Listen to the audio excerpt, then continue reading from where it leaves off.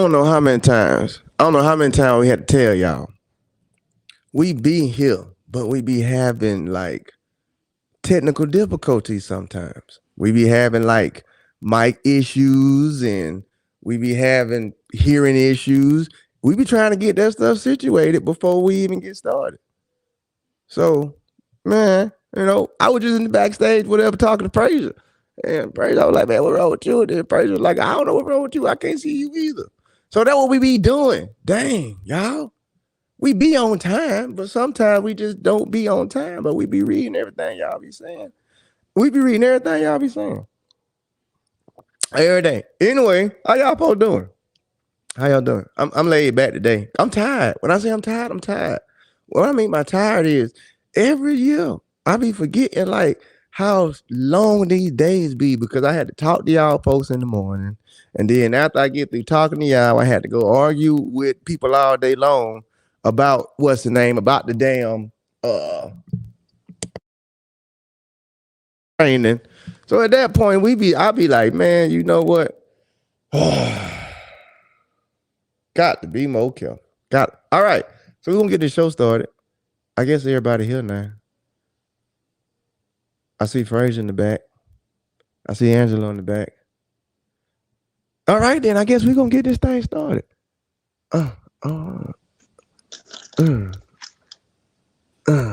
Fraser, you moving a whole lot better now. A whole lot better. Well, yeah, I had to go.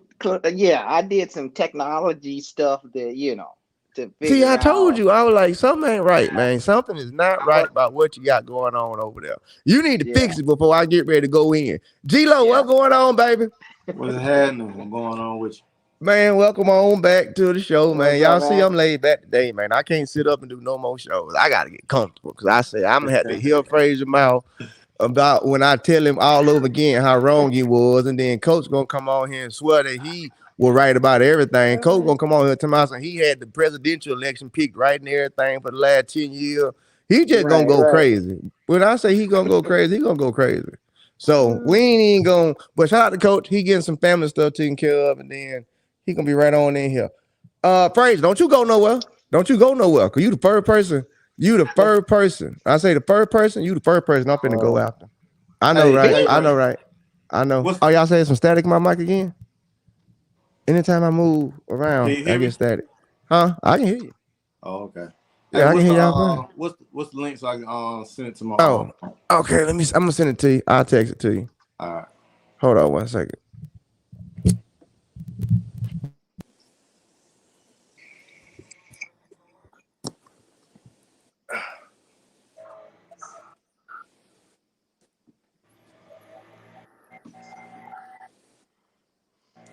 Hey, my static gone? A little bit. You said a little bit? Yeah. That's better. Okay. All right. Hold on, G-Lo, I got you. Just gonna make everybody sit back there and wait. They'll be all right.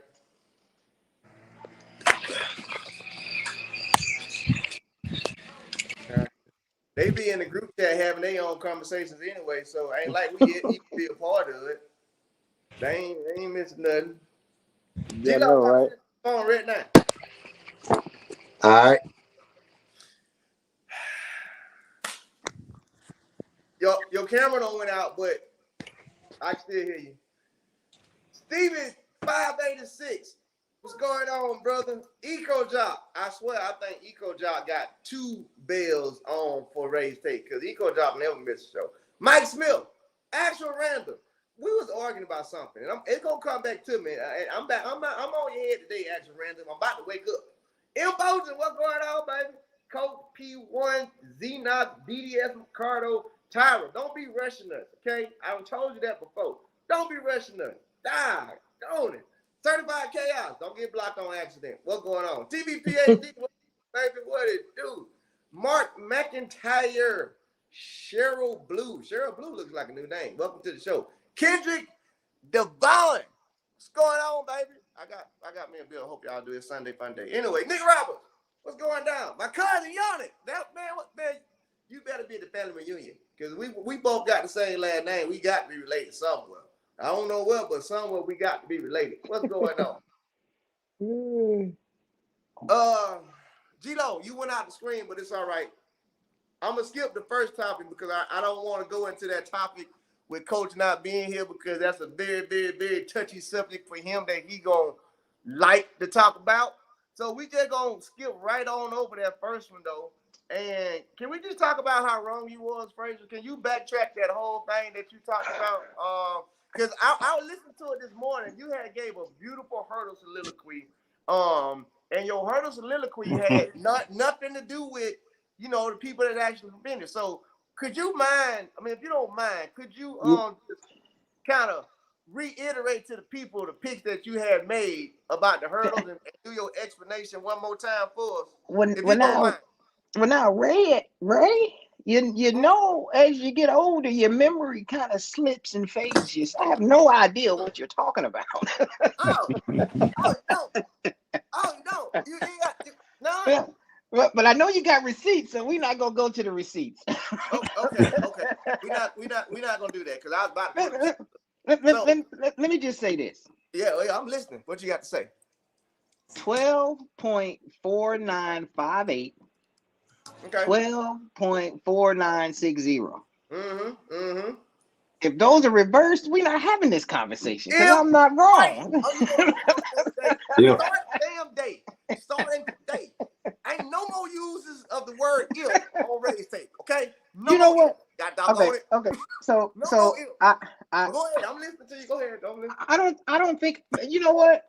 I made the picks. Didn't see Ali winning it, but a veteran is a veteran. They're gonna show up and they know what to do. So you can't take nothing away from her. Got to give her much mad props. Yeah, I made that mistake. Props. Masai. I don't really think, and maybe Angelo can maybe help me out with this one. In a hurdle race, you win a race and sometimes you lose a race. Exactly. And if you've got 3 or 4 hurdlers, they all run clean races, none of them hit hurdles, then whoever won that race. But if you got 3 or 4 people lined up and then somebody hits a hurdle and then somebody else comes and takes over that spot, well, that person that made that mistake lost that race, in my opinion. Correct me if I'm wrong. That's kind of how hurdles, kind of unfold. That's how any event go. That ain't good. No. Hurdles is a little more sensitive because you got to jump over some barriers, and any little mistake changes the whole complexity of the race. In a lot of the other races, you make mistakes as well, but it's not, the severity of the mistakes is not as severe as in a hurdle race. I give you that. And so to me, Lele don't hit that last hurdle and she just comes off of it and run, she's top 3 easy. But she hit that last hurdle and got leaned out. I mean, you can see the difference. So, I mean, it's not taking nothing away from Masai. Masai ran a good race. She was a clean race. What can I say? Gila, you want to go first? What can I say? I think it's just the nature of the hurdles. I mean, Masai had a bad second hurdle. I think she's been consistent with that. She can't seem to get that second hurdle down. That's just how the hurdles is. So, I mean, it's one of the deepest fields. The women's 100 hurdles, I think, is one of the deepest fields and the most exciting fields to watch. So, right. It's a toss-up. It's going to be like that. But it comes down who's the most focused, who executes, who has a cleaner race. That's what makes a champion. That's what makes you the best in the hurdles. If I'm not mistaken, I don't think Nia hit any hurdles, did she? It don't look like it. Was she clean over 10? I think she was clean over 10. Yeah, she was clean on every hurdle. Yeah. But she's a veteran. She's a veteran. Champion. That's what champions do. Right. Okay, here's how I kept trying to tell y'all Masai's gonna make that team. Okay. Oh Lord. I gotta go and get it to y'all because you know I'm the guru of this. And how I kept saying I love Lele to death. I love my sister to death. But I said it gonna come. I literally said she won't make it. If she don't, it'll be a lean out. Okay. Now, the reason being, Lele to me is the best hurdler out there. All right, now hear me out. She the best hurdler out there, but she don't have it together like the rest of the hurdlers got it. Okay, they gonna click every single time, and like y'all say, the only thing it'll be a barrier. They might hit a hurdle. Now, Lele is at that point to where you got to look at it. The rest of all them girls got experience over Lele. Every last one of them do. Now, the only reason why I said Masai was because I watched Masai Russell with my own eyes at Texas Relays kill some hurdles, and I was like, that ninja gonna make the team. All right, I literally said it then. Okay. Now, the one thing that I can say is, I've said it before, once you've been there, you can go back if you need to go back, if it's desperate times. So that's why I'm sitting here saying, man, damn the NCAA, when Masai gets them championships, that's going to be a different mental Masai.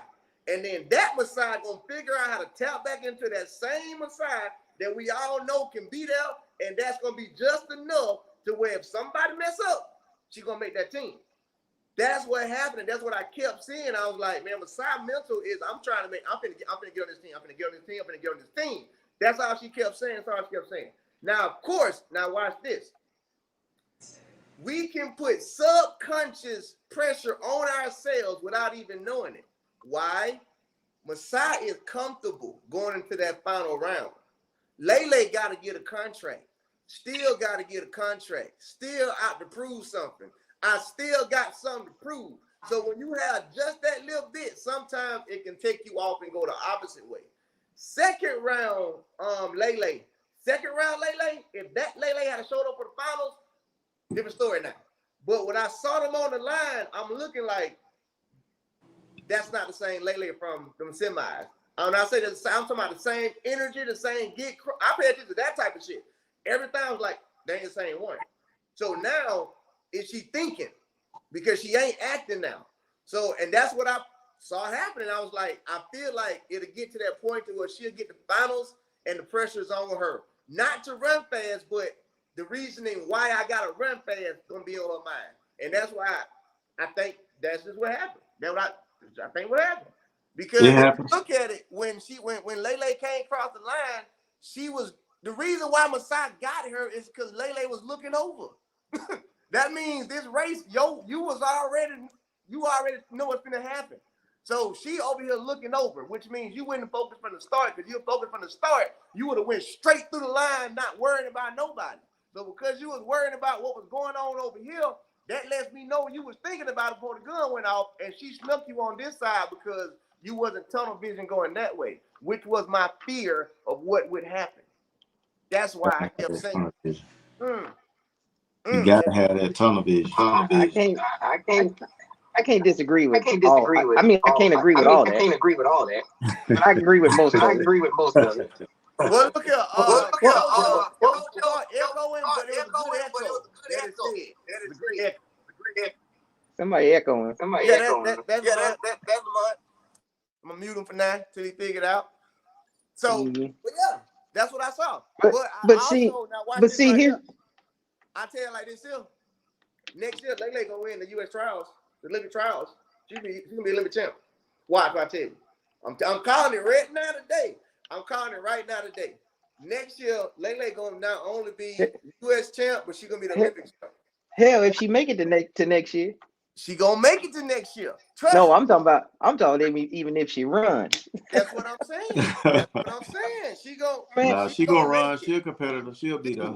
Yeah, but at the same time, when man, I'm telling you, it's a different when you doing this on your own dime. Yeah, it's different now. It's rough.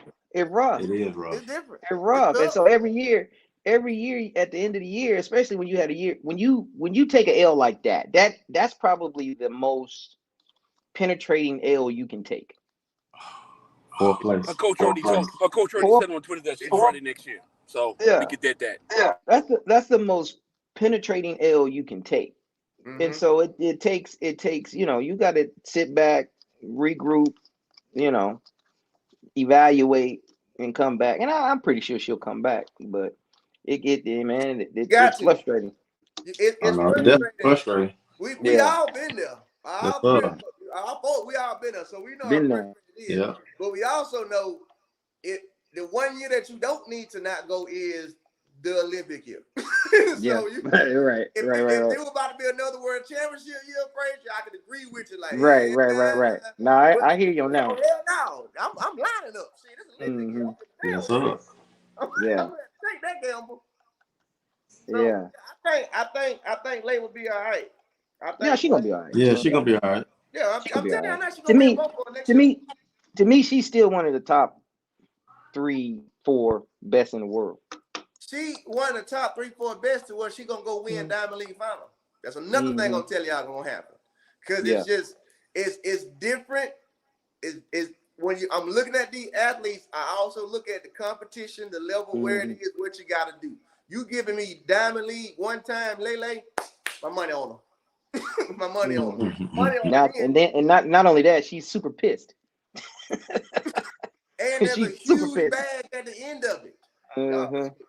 My money on Lele 10 times over. Yeah. So, for sure, all right. For sure. Now that Lamont here, oh Lord, we can go on and tackle this. We had a peaceful show. We did it.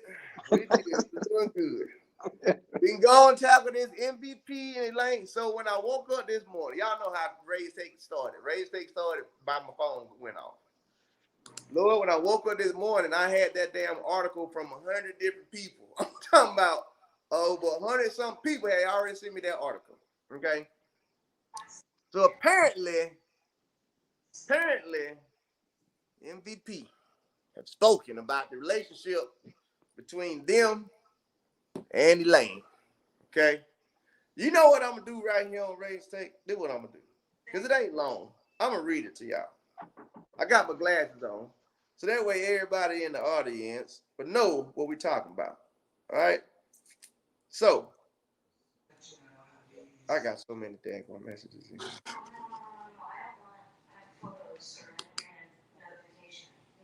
All right. From Sportsmax. This ain't me. MVP Stephen Francis shuts door on possibility of Elaine Thompson-Herah's return. I would take back any of my former athletes, but not her.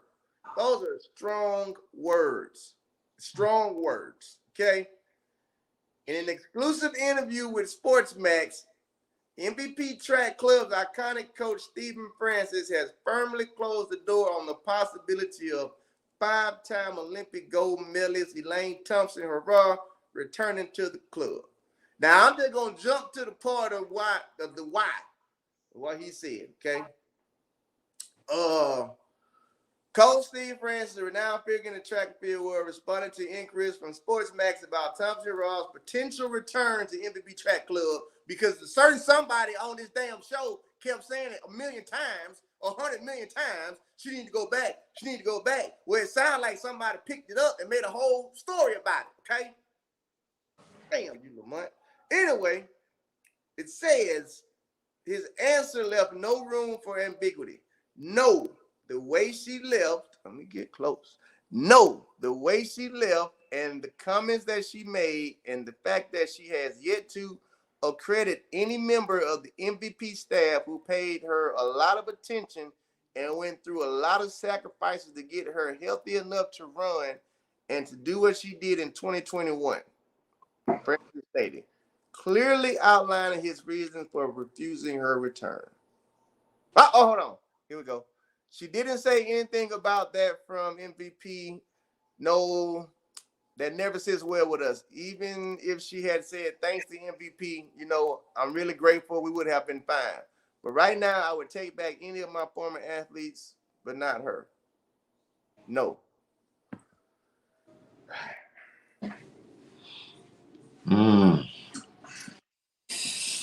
Okay, so here's the question. Is he being irrational because he's being emotional?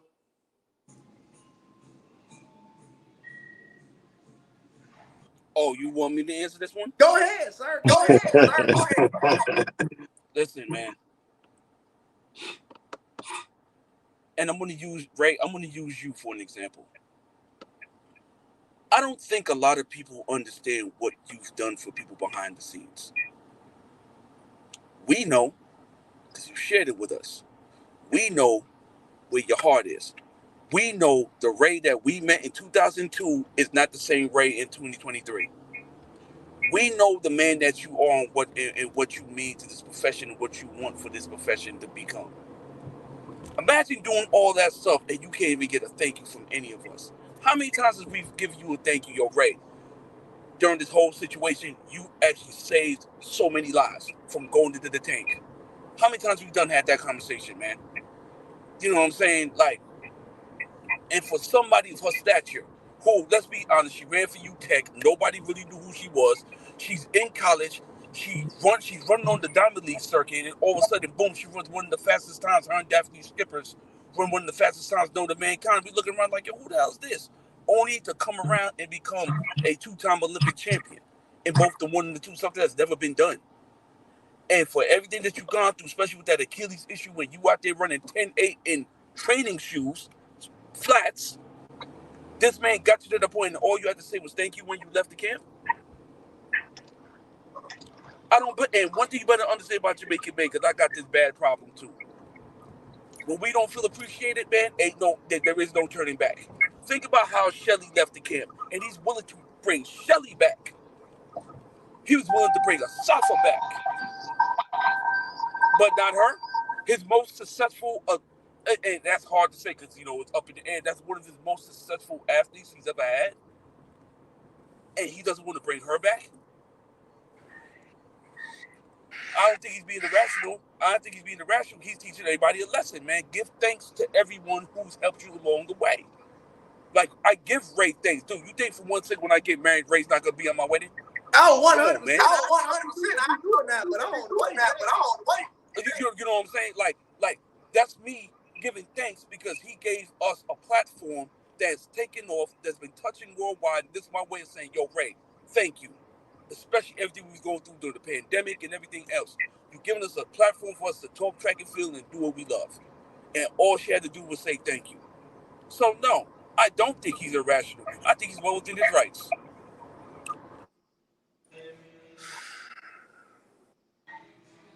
Zito?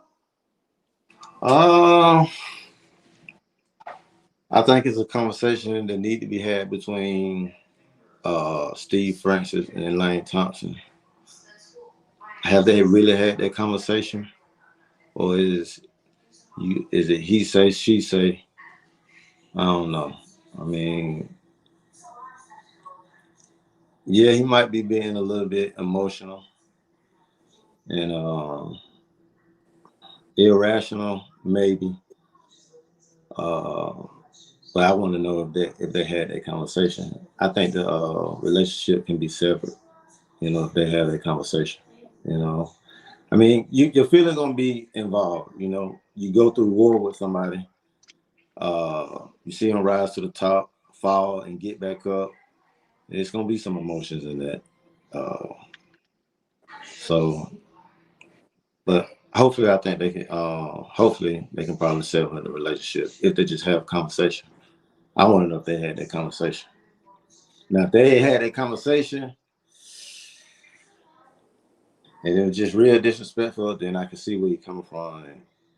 But did they go down? We don't know. Fraser, go ahead. I'm gonna let you speak. Well, listening to that makes me now I'm pondering the statements you were making yesterday when you said that her move was a business decision, because that sounds all personal. That don't sound like that's business, because business is business. I mean, at the end of the day, business is business. If I've got to make this move for a better situation for me, financially or whatever the case may be, then as the coach and understanding business, I would think you wouldn't get that type of reply or letter going out. I'm gonna let you finish, but I'm gonna tell you what would drive you to get that type of letter on a personal level. Right now, if I'm making $100,000 off of you a year and you decide to leave, but that's it can turn personal.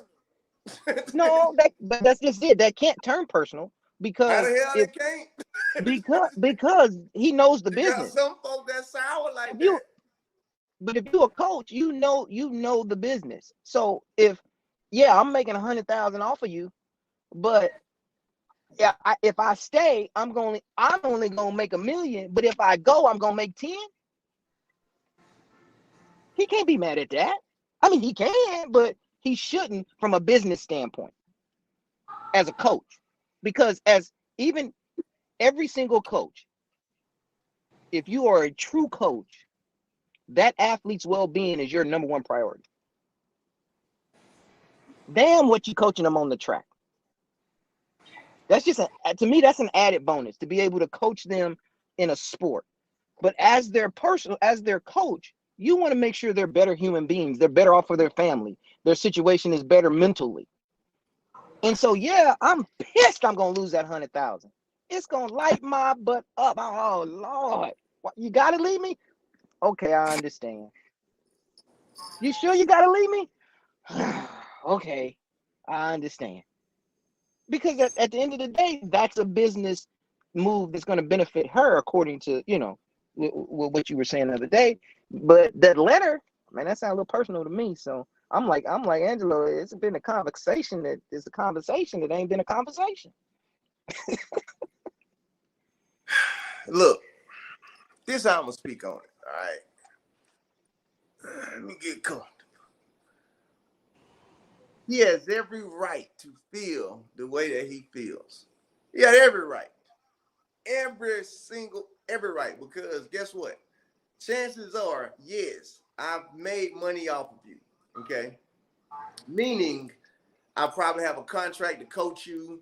I'm probably making some percentages off of you, or whatnot. But here's the thing. Why he's right, but a lot of coaches can't be right. He's right because I created you. Damn what is going on now. Damn what you got now. Damn the fact that you want to go get more money now from here, more money from there. I created you. Meaning all the offers you're getting now to go somewhere else business-wise is because of me. So, yeah, you owe me. Like, however you want to look at it, you owe me because they want you because of my work.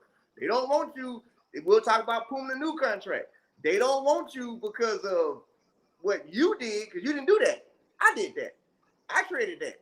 I created those medals because I'm the one that wrote the workouts. I'm the one that got them combos out there holding the clock. I'm the one that got doggone had to wake up every day. That was my investment, not yours. Sometimes athletes get it confused.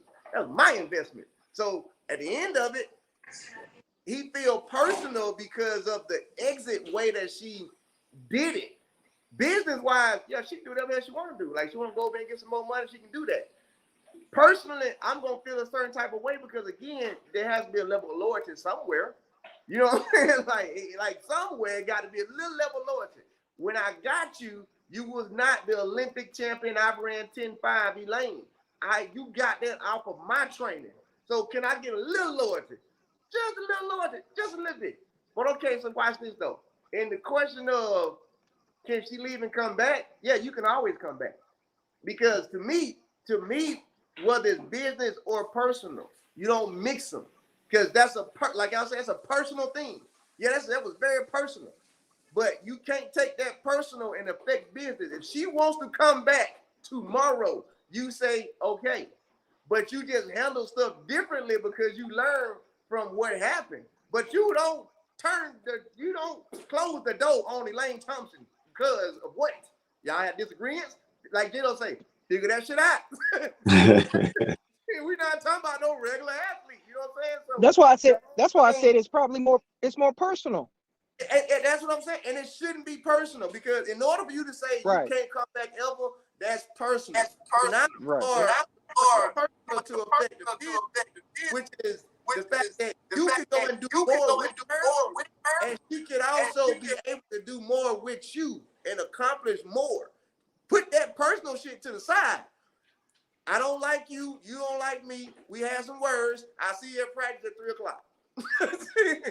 Facts. 100%.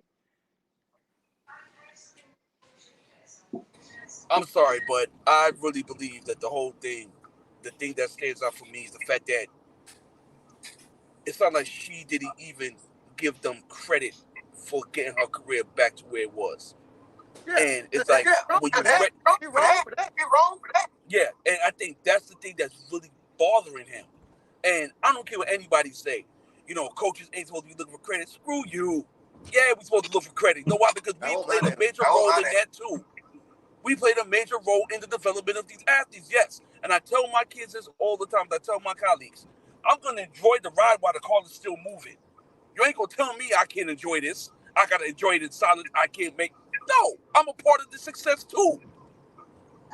What you talking about? So yeah, I don't blame him for feeling some kind of way. And is it personal? Yes, it comes off personal. But he's a man with feelings. And I'm telling you, I know how Jamaicans are because I come from a home of Jamaicans. I'm a Jamaican man.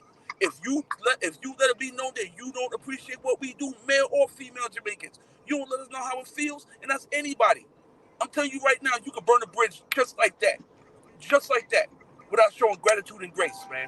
So now my concern is right now, who the hell's going to coach her moving forward? Because I'm telling you right now, whoever's coaching her right now, that ain't it. I don't care what Ray said. Ray said, hey, she got the listen.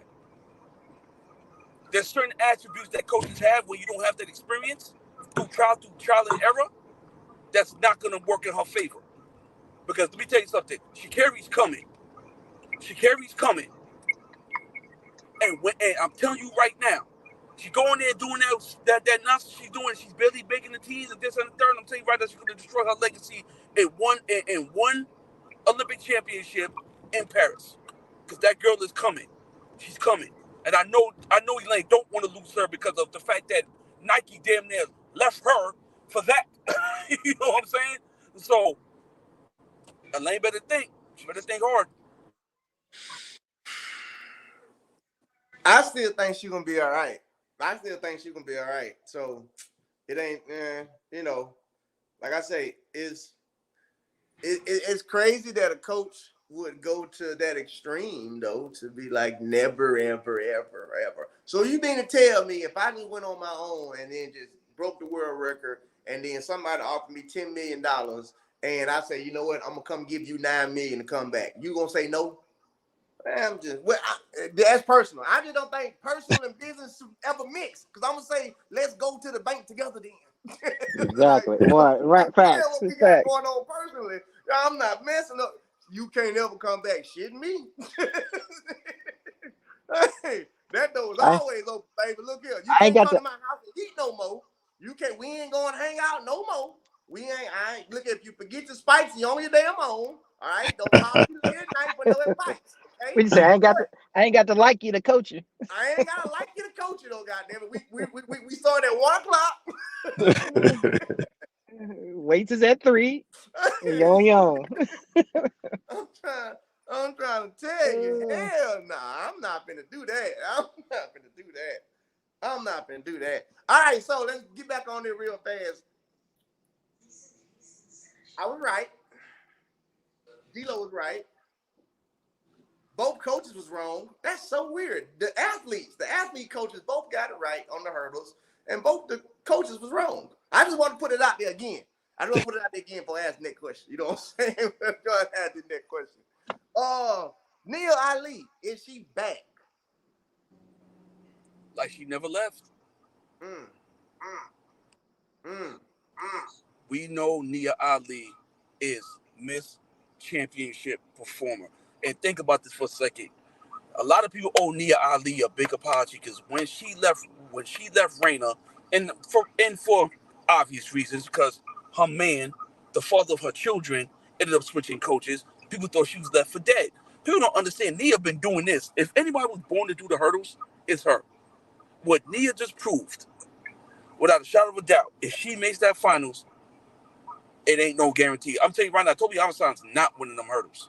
Let me tell you that right now. She's not winning. I'm going to put my money on Nia Ali. Now, everything's subject to change, but right now, I got to give it to Nia Ali because Nia Ali had more of a bigger test than anybody else has thus far, and she came out triumphant. Hey, by the way, I got to run and do this family thing real quick. I'll log back on when I get done with this. Go take care of business. All right. Bees. Happy wife, happy life. Hey, I got a question. From both of you all, and this is just something that to ponder with the hurdle race. You guys both ran overseas, flying back and forth. What would you say from an adjustment period to your body is the time length from going overseas to coming back from running meet to meet? Because you would agree with me, it affects you physically, right? It does. Mhm. Like you flying 13, 14, 17 hours, and then you flying 13, 14, 17 hours back. What's the time frame? How many days does it take before you actually get back to like feeling where you normal? Oh, that's a tough one. That's a tough question. Depending on how you ask it. I think for me personally, I prefer flying in maybe 1-2 days before the meet, like going back, like going across seas. I mean, I said that it was that third and fourth day where I didn't feel like myself. But when I get there, and maybe the second day I feel good, but the third and fourth day I didn't really feel good. So going to a diamond league, I prefer to go maybe 1-2 days before, and then like championship, we go on a month or at least 10 days before you compete. I think 10 days I can adjust in 10 days, like as far as like the championship. Okay. The only reason I asked that is because, like, again, I was there live watching them, and none of the girls that ran in that meet last weekend, they didn't look snappy. They didn't look how they looked previously at that meet. It's about Previously from. Yeah, right. York. When Okay. they and then no, I'm not. I'm talking about they didn't look how they look at the New York meet when they I'm because following. they went to New York and then they went over to Switzerland or something. They ran on Lausanne. Saturday, Lausanne, on Saturday, and then they flew back and ran here this weekend. And the girls that ran in that meet, they didn't have the same. I mean, they were hurtling, but it looked different. Mm-hmm. And I don't know. And like I said, that's why I asked that question, because could that affect you? You effing right, it can. There's no way in Most hell definitely. leave America 10 days before any championship. Really, there's no reason for you to leave them. 10 days is tops, meaning if I'm going to go anywhere, I need to be back in America at least 10 days before the championship. Most Really, that's stretching. I need to be back 2 weeks before, because if I'm back 10 days, I can treat USA's like another track meet, to where now I got to get adjusted. You know what I'm saying? I have my snapback. Like I take about a week and a half. Then, but to get the best out of yourself, and even as we try like these hurdlers, after New York, if you did anything else after New York, you're at a disadvantage now when you get to USA's. Because of how close that was. You had to complete this. You had a disadvantage if you do another meet in between. Hear what I said? A meet in between New York and USA's. If you get on a plane and do a meet, you are really at a disadvantage, because guess what? Nia just won. Where was she at? Nowhere. Yeah. She went nowhere. She was right here getting ready. And so to answer your question is like, yeah, that Lausanne meet definitely affected the ones that went over there and ran. Ain't no getting around it, no shadow of a doubt. But then again, some of them had to go run it because, again, they got to get the money. Exactly. So, hey, You're right. You I was just about to say that. Yeah. Damn if you do, you're damned if you don't. Right. I don't go and broke, and I got to gamble on USA's. If I go to USA's a gamble, period. So what do? Is like, well, go get the money then. I always prepare myself for championships, because I knew championships was gonna get you paid. Running fast, you'll get paid running fast, Diamond League, but championships will keep that contract rolling. I'm trying to tell you. So you're gonna roll them dice till it's on the side of you making that damn team. Going to get that quick bag sounds good. But look here, I remember, because the year I made the team, I did my last meet in Berlin. And then I had told John then, I said, John, I'm shutting it down. I ain't doing nothing to USA. And I had a whole 3 weeks before USA. You know what I'm saying? But there was other meets, and I was like, nah, I'm cool. Shit, I'm cool. I done made enough money to send me back to America. Why? Because I got a bigger agenda. Yeah, I done made this little money scraping up, you know what I'm saying, all these track meets. But if I go over here and make this team and it's looking real good like I am, they going to have to put some commas on my name. So send me back home, Jack. Damn Lausanne. Yeah. You gotta always look at that shit like a business, and I think some of them don't.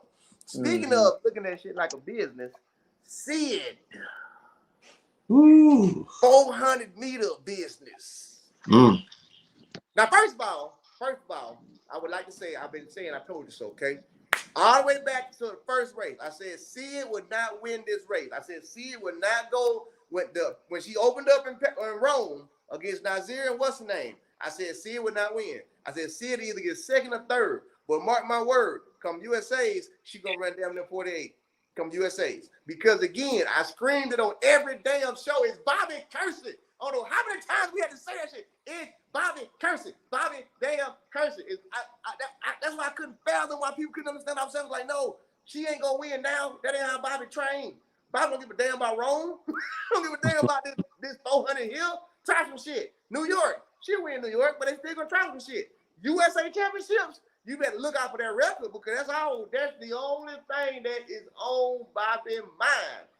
Championships, I'm gonna show y'all, shut your mouth. I don't give a damn what y'all be talking about, how I be training my people.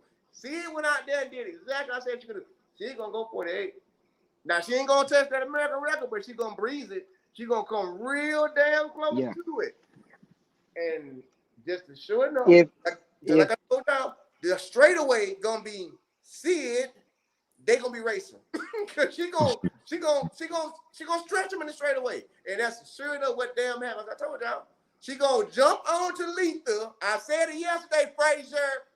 She gonna jump onto Letha, and the first 125. And what happened? The first 125, she was on Letha's shoulder, and I said it's over with now. Now, granted, I did not have Letha making the team. I will say that because at lane 7. But I told y'all what was going to happen right there. Told y'all what was going to happen. But who told y'all how the whole race was going to unfold? I don't remember. Me. I told you exactly. I told you the top 4. Who you picked? I don't remember. I had Sydney. I had Talitha beating Brittany only because of her leg, and then I had you did. And then I had Lena in the 4th spot and Brittany in the 3rd spot. But I'm gonna tell you something. That Britton Wilson, she's a warrior. 100%. Because you guys couldn't see what I was seeing the whole entire time. That girl was limping. Like she was physically and visibly, you could see she was in pain. And after the race, before the race, it was like she was looking like she didn't know how she was going to do this. Because I'm saying she was visibly limping very badly. And I knew Sia wasn't going to break the record because there was nobody that's going to challenge her to 300. In order to break that record, you got to be challenged to 300. You're not going to break on a flat 400-meter record if you're not challenged to 300. And when you look at the start of that race, it didn't even look like Britain was going to be able to finish the race. When she took off, it was like she took off in slow motion. But we all know with certain injuries, as you get to running, pushing out is difficult. But as you get to running, it doesn't hit you. That blood get to flowing. Right. No more. And so when she came off that first curve, Britain hit a whole different gear and just boom and start chasing and start trying to run Sid down. But you could see that leg wouldn't give her what she wanted to give her. A healthy Britain, they both go 48 low, 48 mid. You think so? I know so. A healthy Britain, they both go 48 mid. Because Britain's gonna be with Sid coming through 300. You're not about to because they both can go. Britain's went 23-2 through the hell. When she went 49-1, she went 23. On the last 100 though. Why wouldn't she? They both 400-meter hurdlers with strength. Now, I'm not saying she would have beat Sid because Sid's a different animal. Sid's just a different animal, but Britain ain't too far from it. Because understand something, before Sid started running the 4 this year, Sid's 400 PR was only 50.05 or something. That's just because she hadn't run it. Right. For that reason, because she hasn't run it. That's why I was saying she wasn't just gonna run away from Britain, because Britain went 49-1. So she wasn't gonna run away from her. But now that last 50, she would have went on and pulled away. But if Britain was able to push her to 300, maybe 320, you'd have saw some crazy times. You saw some crazy times, because I don't care. You're not going to run your last 100 of your 400. When you're trying to chase that type of record, you have to have somebody either pushing you from the back or pulling you from the front. Were you trying to run down and run by, or you trying to keep them off of you? And you just didn't have that with Britain not being 100%. And I told y'all, Lena, I'm about to get on my soapbox. Lena was going to say, F them to 350 and fade. And that's exactly what she did. And Talitha ended up sneaking her on the back end and making the team, because Lena was on the team to that 350 mark. But then at the 350, she couldn't hold it. And Talitha just kind of kept her rhythm, kept her timing going. And she came in for that third spot, which gave you the 4 that I named. And the race unfolded exactly like I said it would, because they all came through the 200 at 23 something. So they all was rolling. I think 23.2, 23.5, 23.8, and 23.9 was the top 4. But strength on the back end is what got you winning. See, I ain't gonna stay on my soapbox too long, because I'm not gonna be like Lamont. You was kind of right. You weren't like right. I was right. Come on, give me my props. I was right. You was right. You jumped on me when I was wrong. Jump on me when I was right. I was right. That's the exact order I said. Yeah, that's the exact order Angelo called. Yeah. Literally. I don't know how he did that shit. Like, ain't like he ran the 400 or the 400 hurdles for life. Why we didn't just go with whatever he said? I mean, 2002 and 2007 outdoor, once indoor, 99. So talk your shit. I did that, So I mean, I'll just say this: it's great to watch. It's great to watch. To see the talent that we have in the 400 and the 400 hurdles. It's awesome, man. I mean, because I went through it. Those are the ideas I had. I felt like I could run the 400 as well as do well in the 400 hurdles. I just love to see it. It's exciting. I'm a fan. I'm definitely a fan. I can't wait. To watch the finals. Yeah, the world is going to be sick. Can Sid get the American record? I think of course. The world record is 47. No, I said American record. I know. Yeah. I know. The world record is 47 what? 47 70. 47 70? No, the world record? Yeah, 47 what? Somebody in the chat, put it up. Y'all know it. I think it's 47.63 if I'm not mistaken. Yeah, that sounds about right. He's not doing that. Praise, don't you do it. 47.60. Praise, don't you do it. 47.60. Yeah. All right. Don't you do it. Don't you do it. Don't you do it. I think because I'm trying to see yeah, she'll run 48. She'll run 48 low. Okay, all right. She'll run 48 low. Only because there's nobody that's gonna pull her through. Ain't nobody ever gonna be able to pull anybody back to a damn 47.60. What are you saying? Like 47.60 is fast. No, it's real fast. I wouldn't say never, but I would say Sid has the ability to do it though. Well, look, I'll say this. Because when you look at the split, the only person I thought or still think has the ability to do that is in Belgium. That's why they got her out of the sport. That's the only person that was gonna come close. I don't know. Like, man, Belgium gonna go with 2. She gonna run 20.95 and 46. We gotta get her out of the sport. In Belgium? Oh man, I think. But here, Shanae Miller, Shanae. 47. Yeah. And gotta go 47.5. And NASA. You can't go 47.6. You gotta go 47.5. And NASA. So you gotta go 47.5. Let me ask this question. My 400 hurdler down there. What is the 400 hurdle equivalency? So if you're running this time in the 400 hurdles, what should you run in the flat? What's the time difference? I know what they say. I want to hear what you say. No, whatever they say is right.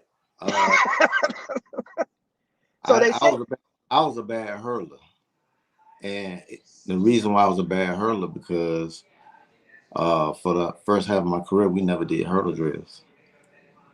I never did hurdle drills. This is a fact. I relied on my speed. I knew I was a fast 400 runner, and I knew that I could just outrun everybody. Right. So they say it's 3 to 4 seconds is the gauge. Yeah, whatever your 400 hurdle time, you take 3 to 4 seconds off of that. That's what you should be able to run in the flat 400. So do the math. I think no. When it all depends on your hurdle clearance. It all depends on your hurdle type shit and see it type shit. When they were say that saying again, that, before this time, like, well, shit. Now we gonna take them 3 seconds off what these folks doing, shit, cause they already doing obscene, crazy shit now. So you mean tell me, see it can go? Listen, Linda, listen.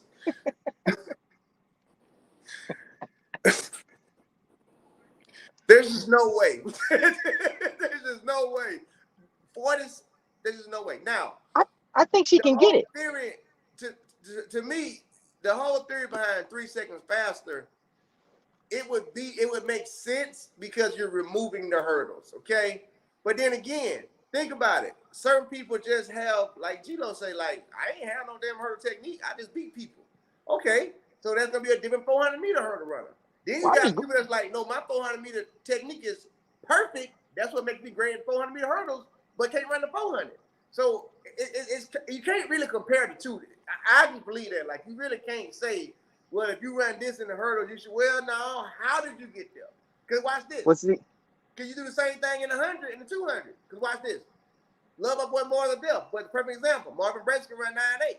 Well, you should be able to run 19 and 200, but he can't. Why? Because he techniques the shit out of 100-meter dash. But you can't use those. The same way. You can't use those two events because you got two different distances. You got 200 meters based on 100.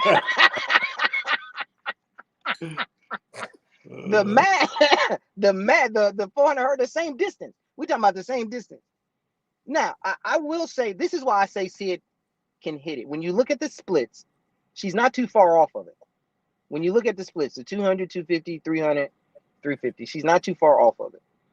But here's the key factor, that the main reason I say she can get it. She just now started running the open 400. It takes you races to get your race rhythm and race pattern. One of the greatest, Sonya Richards-Ross, will tell you that. She's one of the best to ever do it. And I'm going to tell you that. It does. It takes races. So if she locks into running this event the rest of this year and all of next year, and she runs a few more races, I think she can legitimately get it, because look what she's ran in the time that she's been doing. She ain't ran but what, 4? Yeah, well, that was the 5th one. The finals was the 5th. She ran New York. No, she ran Paris, New York, and then the 3 rounds. In 5 400-meter races, she almost hit the American record. You mean to tell me you put 10 more? You put 10, exactly. That's the other reason. You put 10 more 400-meter races on her. She's not close to the world record? If not getting it? I don't know. Here's why I'm going to say no, okay? The reason why I'm going to say no is because the exact same reason. I'm keep saying Bobby Kersey is the reason for everything, right? I'm saying no because Bobby Kersey don't coach athletes to have that many mistakes to where you need that many more races to get it. Sid is where she's at now in that 400. American record, I'm giving it to you. Hell yeah. But finding a whole nother second, I don't think y'all are comprehending. First, we got to get to the American record. And after we get to the American record, we got to find a whole nother second to take off. And she looks great now. I just don't see it happening because it's not like she's running ugly at this point. She's running pretty damn near perfect. You can get better with the race strategy. You can get better race pattern. But ain't too many more mistakes you can fix to take off a whole second. Well, it's not about the mistakes. It's about her body getting adjusted to that type of well, I'll say this then. She ain't got the foot speed to get down there. Any way you look at it, 40 to get to that 47 range. Which about 47.5. 47.5. What foot speed you gotta have, Ray, that she don't have? No. She needs faster foot speed. That's what I'm saying. No, that's what I'm saying. What foot speed she don't got that you gotta have? Well, we actually don't know, because we need to see us some 200, like somebody said. I'll say this right here. How about this right here? I'll meet you in the middle, but we move to the next topic. If Sid drops down and start doing some 200-meter sprints, I'll come back and revisit this with you. But as long as she's doing 400s and 400 hurdle workouts, you're not getting that 47. And then you got these 200s. And then I'm gonna say, you're gonna have to give me some 22 O's, some 22 ones. You give me any of that, I'm gonna say she's going back to get it now. You 100% correct. And then we can go to the next topic once I say this. You said Bobby Kersey. Don't you think he know that? They just started the event, literally this year. See, he got there, dropped down that 200 next track. I'm tired of Bobby, because she's gonna go 21 before she go back to go for herself. I'm tired of Bobby, man. Like, yeah. Speaking of 200, then, Fraser, you there? You got to witness the first round. You got to see I'm gonna come real close to the camera on this one. Hold on. Then if you're gonna do that, let's make sure. This is the first question. Can she go 21.5 tonight? Ooh. She can go 21.5 tonight, tomorrow, next week, in 3 weeks. Man, let me tell you something. I'm watching this 200, right? And I'm looking at it, and I'm saying, she's looking real relaxed and just smooth with it. She gets to like the 50, 60 meter mark, which is where I was sitting, like 5 rows up. And she's like this. You could tell she let off the gas because everything did like this. You know, when you moving down and then you let off the gas, it kind of go like that a little bit, right? She literally let off the gas and just coasted to the line because her knees dropped. That's what I didn't send you in the text the other day. Her knees dropped. When your knees drop, what you done? That's you straight shut it off. You don't shut it off. You done shut it off. Her knees dropped, and I was like, so I'm looking at the clock. I'm thinking 22-1, 22-2, somewhere in there. That's like I said, 21-6. I said that can't be right. Then I looked at the win. I said 2.6. Oh shit, that's pretty much legal. 2.6. I ain't but I said, oh, it ain't no slower than 21.7 legal. I can tell you that much. Talk to me nice. I said, oh my God. If, because we all know if was a fifth, we'd be drunk every day. If Sha'Carri doesn't try and put on a show, and she stays the athlete, she'll go 21.5. G-Lo, you got a 21.5? I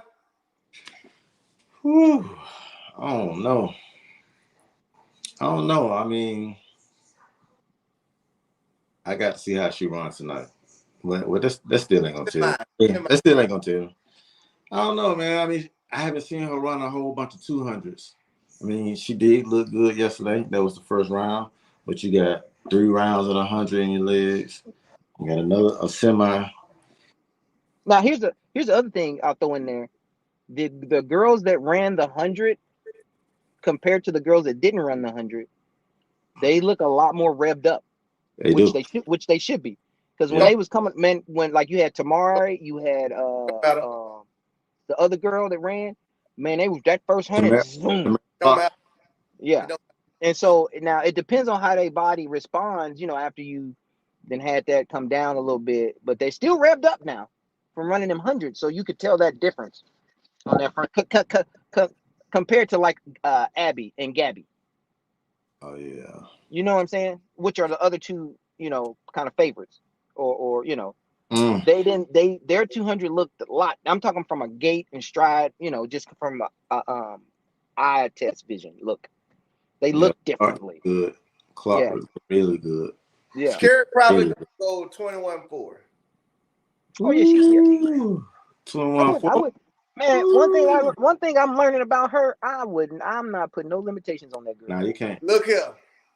Here's why I say 21-4. All right. First of all, we gotta remember that Sha'Carri's first event, her premier event, was the 200. It was not the 100. She was a 200-meter runner. And then that's exactly what she loves to do, the 200. Now she dropped down to the 100. Because she's a 200-meter runner, that's why she broke the collegiate record, because her second half was so fast from running so many 200s, she had another gear, okay? She's comfortable in the 200, all right? Now, the reason why I say 21-4, because we've seen 21-4 now. It ain't nothing that ain't been done, all right? Which means Sha'Carri could put 21-4 up there, so guess what? That means another mother trucker can try and go get that. Reason why, now legitimately 21-5, 21-4 won't surprise me. Watch this. We'll go in a practice, in a week of practice standpoint. On Thursday, for practice, for the workout, on Thursday she had warm up, one all-out 100. But in that all-out 100, you don't even hit it. You going 75% for a run through and going home. You ain't practiced. You ain't did shit. That's nothing at all compared to 4-150s, any of that high speed. You ain't even burnt the gear. You come out the next day, all right? You warm up. It's the next day of practice. We got 2 100s today. The first 100, I want you to do it at 75%. Third 100, I want it 85%. Then we're going home. You still ain't taxed your body. You ain't did nothing. That's her first round, second round. Okay, here go the third day of practice. All right, this is what we got today. We're going to hit a hard 150, and then we shutting it off, and we're going home. Okay? If you put those numbers together, her Thursday, Friday, Saturday was nothing but one good day of practice. I got 100, 100, and 150. One good day of practice, all right? So her legs ain't feeling nothing. Because we all been sitting here saying she didn't hit it the first round. She jogging, she playing. Well, her body ain't felt shit, okay? So then now we at today to it's like, okay, today we got 2 all-out 100s. 200. But the first one, we're going to run a fast 150, take full recovery, and then go all-out 200. You mean tell me she can't finally hit it because now her body is actually clicking now? It's clicking because of the last 4 days of practice. My system has been turned on. My shit is moving, and I've not taxed it. She is not taxed her CNS at all. We all can say that because even the finals of the 100, Fraser, we all said it. The finals was boo-boo. So you really ain't taxed your system. Mm-hmm. Your rounds, you was jogging. The finals was boo-boo. So guess what? She still got fresh damn legs. She just didn't have a good start in the finals. She just She didn't react. She didn't react though. She can get out there and go 21, 47, 49 because, but the thing about it, she'd actually have to go full speed, and we ain't seen that yet. Full speed meaning you got to really hit it. This is an all out from start to finish. If that girl hit that gun and go all out from start to finish, that clock gonna read 21-4. I'm telling you now, it gonna read 21-4 because she got the legs left to do it. 21-5 is easy. Like she's like, I just gave y'all 21-6 shutting down. So 21-5 is nothing. Okay, well if you gonna give me 21-6 like that, I know you got 21-4 in your legs. So that's why I'm saying, shit, she 21-4, 47, 49, somewhere up in there. She ain't did nothing. She did nothing. I know one thing, she ready to run, dog. She ready to go? Definitely ready to run. I mean, it was amazing. When I saw that first round, I was like, 21-6? That look easy. I don't know. It's hard to even it's hard to fathom it because you know that Flojo time 21-3 been up there for so long. So just put this. Let's kind of put this in perspective. I wish we had Colin so we could do some numbers. 2.0 is legal, right? Yeah. 2.0 So legal. so 0.06 or 0.6 or whatever it was, the win, she had 2.6. So we talking 0.6 extra push. What is the equivalency of that? So she runs, if it's legal, she runs 21.75. No, that's too high. That 0.6 ain't nothing. That's what I'm asking. That's what I'm asking. Yeah, that 0.6 ain't nothing. That 21.6 with a 2.6, really, that just gonna turn like a 21.8. And then it was 21.61. So with a 2.6, you take off this 0.6 and you give it 2.0. What does she run? What does she run? 21.77 according to somebody in chat. She rolling. 21.7? 21.77. 21.7? She's rolling. 21.80 with no win. Exactly. And keep in mind that 21.80 with no win that Melanie talking about, if she doing that, you also got to add in the fact that we all sit there and say that, well, did she shut it off? You shut it off 50 meters. Now, here's the thing I'm going to say about a shut off that people don't understand, okay? It's going to sound crazy when I say it, but pay attention, all right? When the athlete shuts it off, the clock actually moves faster. Think about what I just said. When an athlete shuts it off, the clock moves faster now. Meaning, if you had not shut it off, the pace that you was on was something stupid because you had to apply brakes and slow your miles per hour down. But while you slow your miles per hour down, that clock's still doing this shit. She owned a 21. She got 21.4 in her body. Yeah, it's there. It's in there. It's in there for sure. It's in there. It's in there. She got to execute. She got to execute though. She got to be the athlete, not the showman. That one. She got to get up out of there. And when I say get up out of there, she got to get up out of there and know, without a shadow of a doubt, Gabby is behind me. So, Gabby coming. If I don't put some gap between this curve and now, she coming to catch me. Because guess what? What he said? Gabby went and caught her in New York, and folks didn't pay attention to that shit. Gabby didn't win. Gabby did not win. She still got close. But she closed that gap so fast to where if there had been 2 more beaters, Sha'Carri's not backed up. So, and I know Sha'Carri, the athlete, gonna know that, like, well, they really did. She really came and got me. So I can't play with her. I got to go. If she go, knowing Abby, because I got Gabby being able to clear that thing in 21.6 back to her PR area. So in order for Sha'Carri to beat her, you're going to have to go down there somewhere, which means you're going to have to go 21.4. Not 21.5, but 21.4 because you're going to have to put so much ground on Gabby to where it's going to push you to go 21.4. Because you can't, no room for her to come catch you on this curve. And not only that, it's going to force her to run the entire race. Yeah. You can't.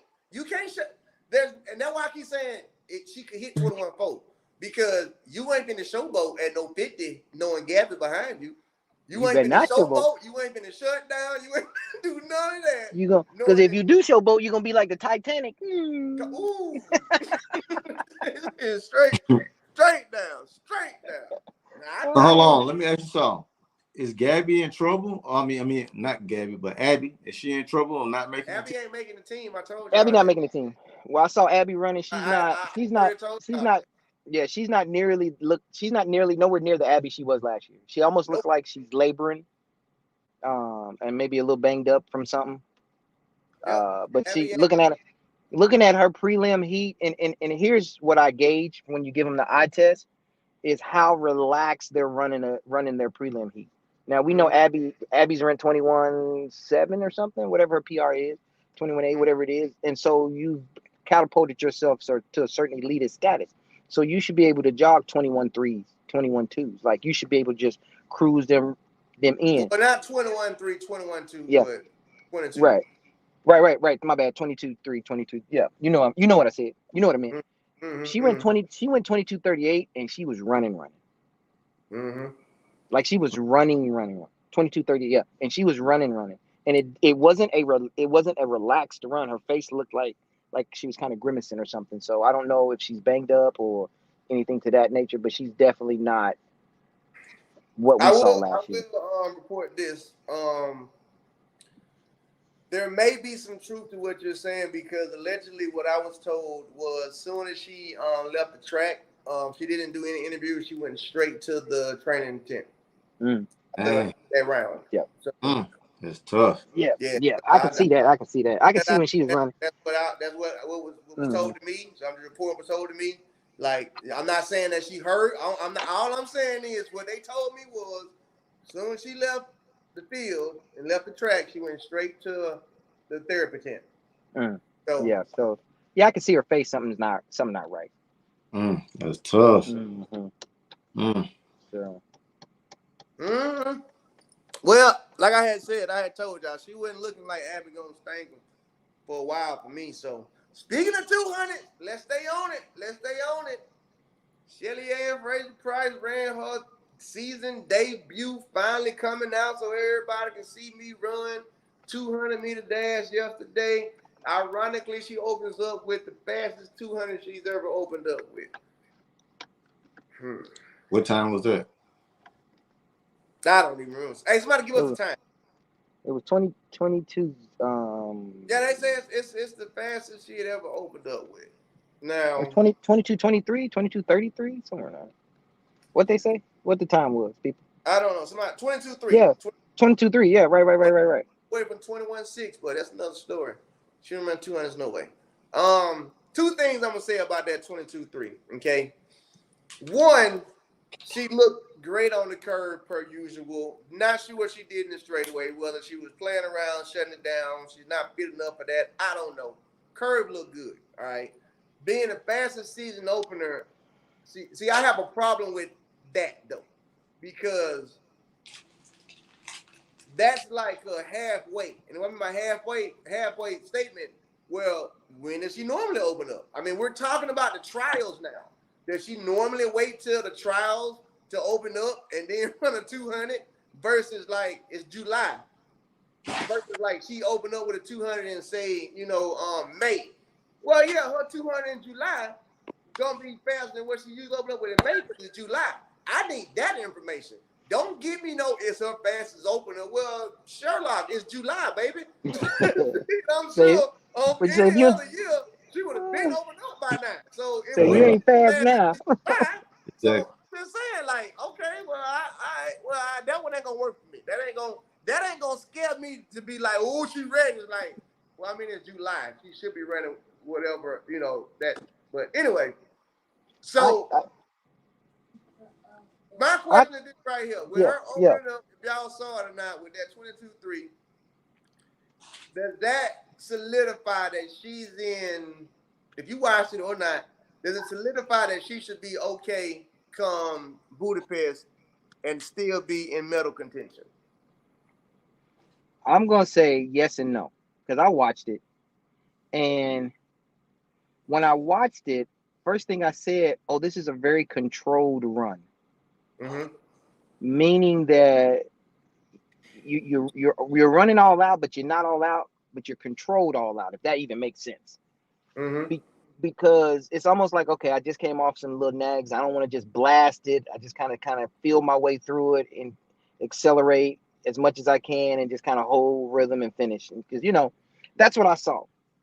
So with me seeing that type of run and it being a 22-3, I would have to say when it's time for her to let it go for that 100, it's going to be there. Because she's not going to have to let it go for the 100 till another 4 weeks maybe? Yeah, another month. So what that does, if nothing else, is it just gives you more confidence from whatever little nag injury or whatever she had. It just gives you more confidence in that particular leg, knee, whatever the case may be. So when it's time to, okay, I got to take the muzzle off of me, we talking 10-6. Because it is Shelly-Ann. So I will have to say that she gonna be all right. She gonna be where she need to be and how she need to be there when she need to be there. I'm saying like this right here. I'm gonna let G-Lo get it. Here's what that 200 said for me. That 200 said to me, Sharika's definitely gonna win the gold medal now. Definitely. In the 100? In the 100? She's Okay. definitely doubling. Let me say that better.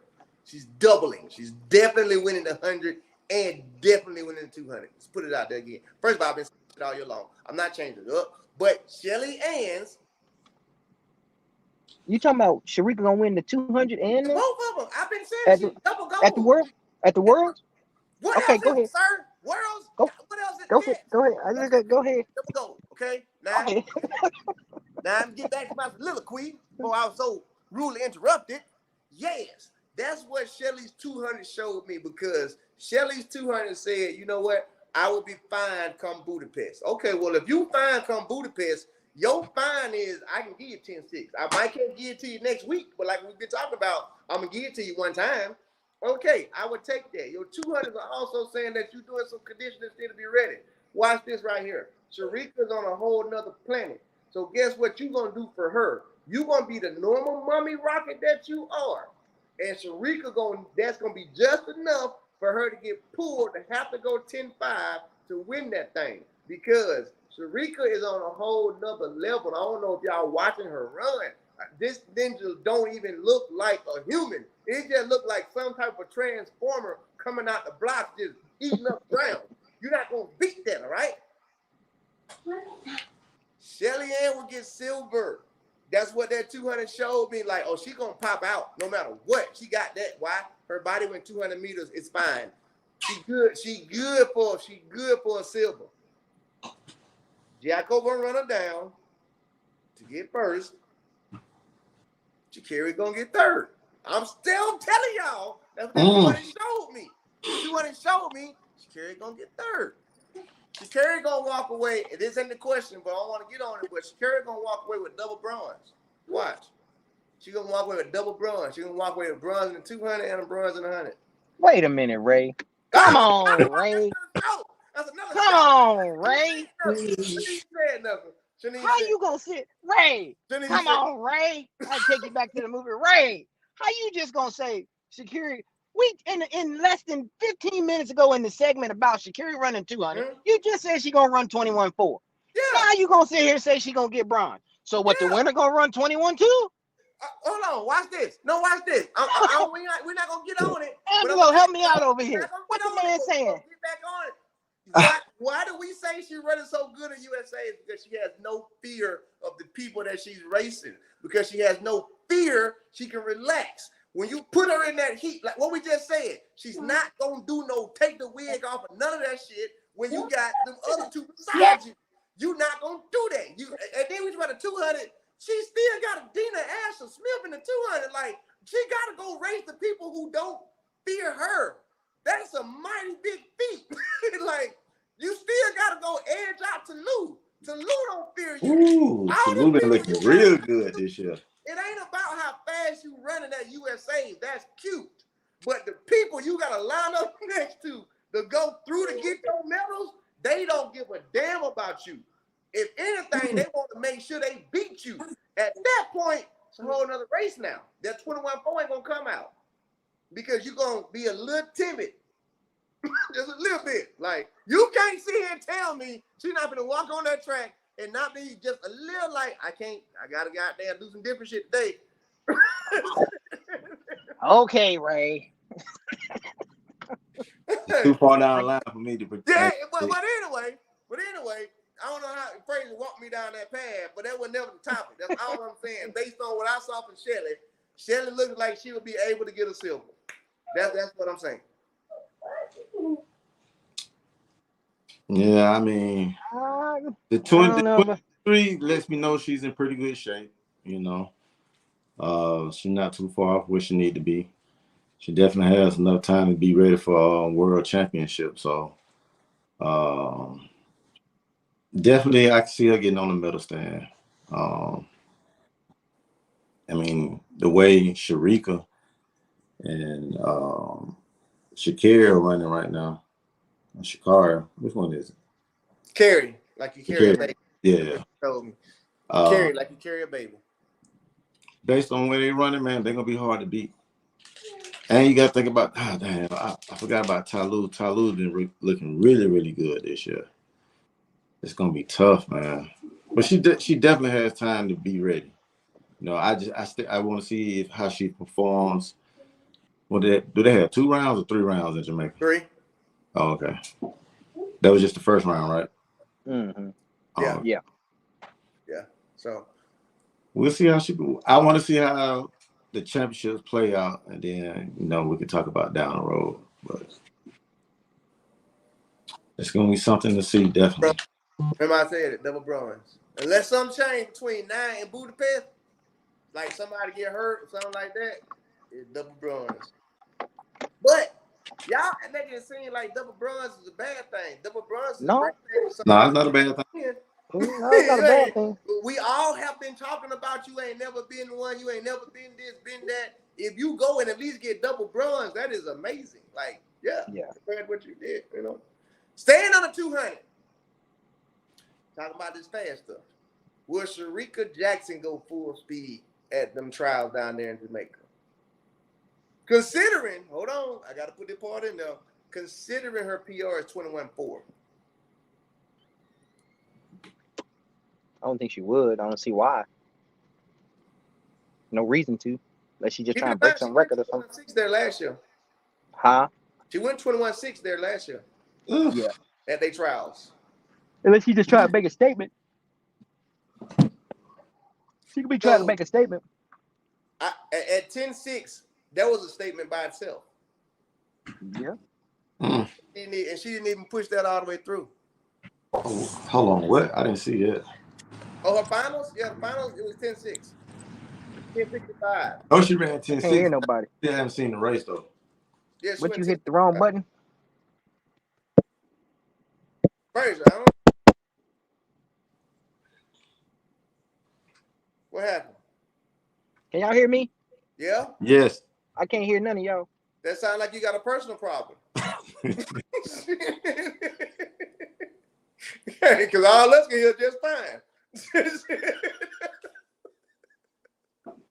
What you silly? Hey, we can do about that. Hey, then we can do about it. Get off, come back. All right, so back on the topic. Will she go 21.6 or better? I think so. I think so. She had to prove a point, man. She want that #1 spot. She a beast, man. She is a beast. I'm going to give her 21.6 again. I ain't going to give her nothing closer than that. I'm going to give her 21.6, but she going to do a 21.6 to where she going to show us that I still could have went faster. I don't think she's going to press the envelope. I don't think she's going to do that. I don't think, because she ain't got no reason to. I don't think she's going to do that. Other than Sha'Carri ran 21.6. Oh, I'm sorry. She went 21.5 last year. That's right. She went 21.5 last year? She went 21.5 they trials last year. I thought it was 21.6. The fact that it's not even 21.6 that she did last year. No, she went 21.5. Well, fuck. I mean, she won the high school state championship for Missouri. I don't know. Shit. On the boys' side. I just about to say, she ran that fast. She won on the boys' side. That's what I'm talking about. She won the state championship for Missouri boys. I don't know. It was something stupid, okay? 21 something. Dang. Lamont, is she going 21.6? Who? Jacko? Yeah. Yeah. She's gonna choose violence. She's gonna send a resounding message to Miss Richardson. Baby girl, she's gonna send a resounding message to Miss Richardson. Baby girl, it ain't your time. It ain't your time. It's not. And then I don't think Shelly's gonna run the finals. If she does, that'll be pretty dope. But yeah, it's her time, bro. She's gonna run about 21.5. She's gonna run about 21.5, 21.51 or something like that, or 21.49, and then go to Worlds and then damn near break the world record.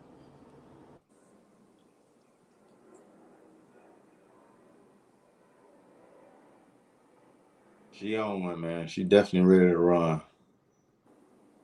She is definitely ready. I see her. What was it? I mean, I see her doing. I see her sending a shot, but I think it's gonna be the way she's gonna send the shot. That's gonna have everybody like, ooh, okay. Because I guarantee she's gonna work on that So curve. she gonna make a statement, Remember, huh? Right. You gotta remember, man, she ran a horrible 21:45. If you by the standards that we are accustomed to watching fast PBs happen, that 21:45 was horrific. She took one step, it's already popped up and already going.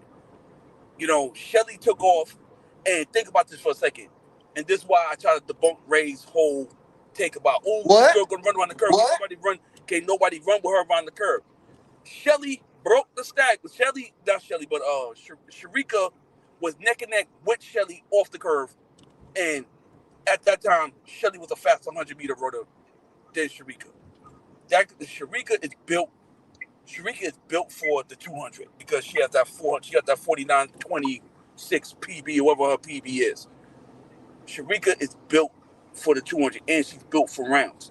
I'm curious to see how Sha'Carri runs the semis and the finals because she got to run 200 meters on the same day. I'm curious to see how she comes back with that.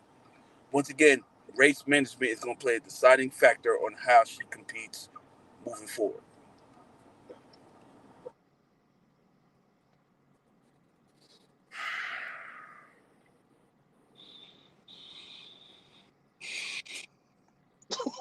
Can't disagree with that. What you say, Ray? All right. Move right along. I'm gonna put this up there. Yes, we can. We can definitely agree to that. Without a shadow of a doubt, we can agree to that. I have no quarrel with that. What does it say? I can't read it. I got my eyes on the road. What does it say? Can we finally agree that Shelly is the greatest sprinter of all time, male or female? 100 meters, yes. 1-2, I'm sorry, but Elaine got that one. Sorry. She's the only double back-to-back Olympic champion. Sorry. I can't argue with that. And she broke one of Flo Jones' records. That puts you in a whole nother stratosphere. All right. It was a question, Shout out to Appreciate the 499. Well, yeah, I'm not disagreeing with that at all. I think that's another show. Another topic for another show. We're not even gonna get into that. Let's go into this next topic real fast though. We got these 110 hurdles tonight. Ooh. The question is, can Grant be dethroned? He won't have to be. No, we understand that. But can he lose tonight? I don't think he's running. Mouse said he was running. I don't think he is, unless I just don't think he is. He might be. I'm telling you what Mouse said. Mouse said he running. Oh, okay. He did. Okay. Mouse said he running. Yeah, Mouse said he running. Okay. You know what? I'm gonna take this. Am I echoing? No. Oh, you echoing? So what happened? God did it again. I don't know what Ray's going on with Ray, but anyway, do I think? Let me jump on this one. Do I think Grant? What the hell's happening right now? Is everybody getting cut off? It's just being Angelo. Honestly, Grant's gonna run because Coach Holloway has a little bit of petty in him. If anybody knows Coach Holloway, he has a little bit of petty in him. He's gonna want to send a resounding message that everything's gonna come through me. So even if he does lose today, he ain't gonna lose in Budapest. But if he does lose in Budapest, it won't be by an American. It's gonna be by one of those Jamaican hurdlers. The new boy, the new cat. Man, Cordell 10. Really good. You know what? I will take your word for it because you know more about you know more about the hurdles than from that specific level because you hurdled on that level. Cordell Tinch, after I watch his prelims, yeah, he looks good, but it's gonna be by lane draw. I think if Cordell is in a lane where he's not next to like Devin and Roberts and Grant, I think like say if Devin, Roberts, and Grant's in 4, 5, 6, and let's say Tinch is in 2 or 8, Cordell Tinch might just go ahead and make that team. I didn't have him making the team with the hurdles. I wanted Fred Crittenden to make the team because it's kind of like watching Vernon Norwood. You kind of pulling for this guy that's always right there, always right there, always right there. You kind of want him to make it. So I've been pulling for Freddie Crittenden to make the team. I have now. Which y'all have, is he gonna win or is he not? I'm back. I wanted to make sure I got it. Yeah, because Ray, you say he is gonna win? Grant's gonna win. Grant's gonna win, and you know why he's gonna win because Mouse. Yeah, because you know Mouse is petty. Mouse is petty. Mouse hears the chatter. Mouse hears everybody talking about, oh, this guy's coming to dethrone, and then Cordell Tinch let it be known on Twitter that wait until this. Okay. I wouldn't be surprised. Yo, if the world record get broken today, I wouldn't be surprised. I would be. When was the last time we've seen a field of that magnitude, that deep on the U.S.? It hasn't happened since Roger Kingdom, Mark Creer, and all those guys was running all at the same time. Hasn't happened. This is what Grant needs. This is what Grant needs. And I'm here for it. I'm here for it. Has there ever been multiple sub 13-second runners in one race before? I don't think there has been. Yeah. It has been. In one race, I'm talking about in not PBs. I'm talking about guys all broke 13 seconds, like the top 3 or 2 guys. I don't think that's ever happened. Yeah. I would love to see that happen today. Well, I'm gonna say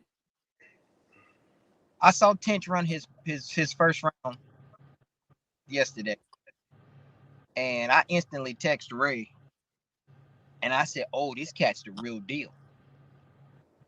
He hit multiple. Can y'all hear me? Yeah. We hear you. Can y'all hear me? Yes. Yeah. He hit multiple hurdles. Came off the last hurdle and like literally walked to the finish line and went 13:07. And I'm saying to myself, wow, okay. Now, here's where I think he made his I won't say a mistake. Here's where I think it's going to hurt him. He went right over to the long jump and jumped 6 rounds. He did do that. Granted, the kid can long jump. So he can long jump. If he had hit one, he probably would have made that team because he ended up 5th. But he popped a couple he had filed. And I was like, oh, this kid different. That's what I had sent I text Ray. I said, this kid different. He's one of those different, like you was saying, he different. But I think I'm thinking the intensity of the long jump may affect his hurdles in a way. Just because that long jump is gonna take something out of you, and the long jump was intense. Like y'all didn't get to see that. It was an intense competition. So, well, they were talking about how tense it was on the TV now. Yeah. And I think that's gonna it's gonna play in disadvantage. Well, I mean, it was intense because everyone was so close together. Like I told y'all in the earlier show, like, bro, I wouldn't have pulled him out of the long jump either because had he hit, people forget he was in world championship position for the majority of the competition.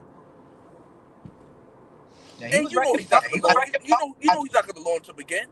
You know he's not going to launch up again. So, why not take the opportunity to do that? But if he does, I think he's going to be fine. Because after watching that preliminary race, I said, ooh, I said, now I see why Ray was almost cussing me out when I didn't pick him. I was like, oh, well, I can't go back on my pick now. So, I can't go back on it now. Yeah. I want to see how he competes after doing those 6 jumps, because that is going to have to play a role. But he's young, so he should be able to recover. I mean, I don't know what type of therapy he's doing. You know, is he getting massages, taking ice baths? Because when you're young, well, I know I didn't do all that stuff. But I want to know how the hell Kansas let him get away. I mean, I know why, but I still would have figured something out. But he was at the University of Kansas. Then he went to JUCO, and then he went to Pitt State.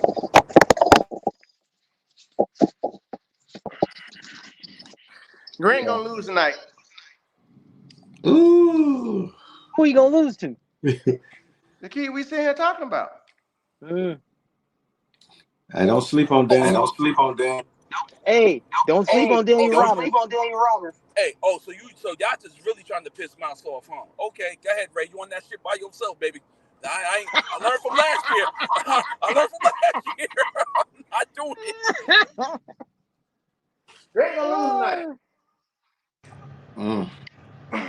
I'm about to switch over my stream so I can make sure everybody understands why I'm saying it. I just want to make sure that I can be heard clearly. So I'm gonna be right back. Watch this. Good stuff.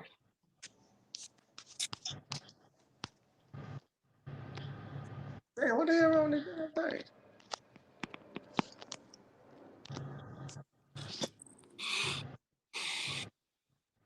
Let me see, check on him. Oof. Man, when did Robert switch coaches again? Because he was with Boogie at the beginning of the season, was he not? All right, there we go. Yeah, I think he did it. I think he did it last summer. Huh? He switched over to Allen Johnson and Terrence Jamel. When did he switch? This past summer. Oh, I thought he was with Boogie at the beginning of the year. I think you know what? You might be right. I'm not sure, but it happened, and now he's with Allen Johnson and Terrence Jamel, 2 of America's greatest ever hurdlers. Yeah, smart move. Yeah, I want to know how long he been. That's why I was asking. So here's what I saw. All right. Okay. When I watched that race, I watched him go over them hurdles. I noticed something. Okay.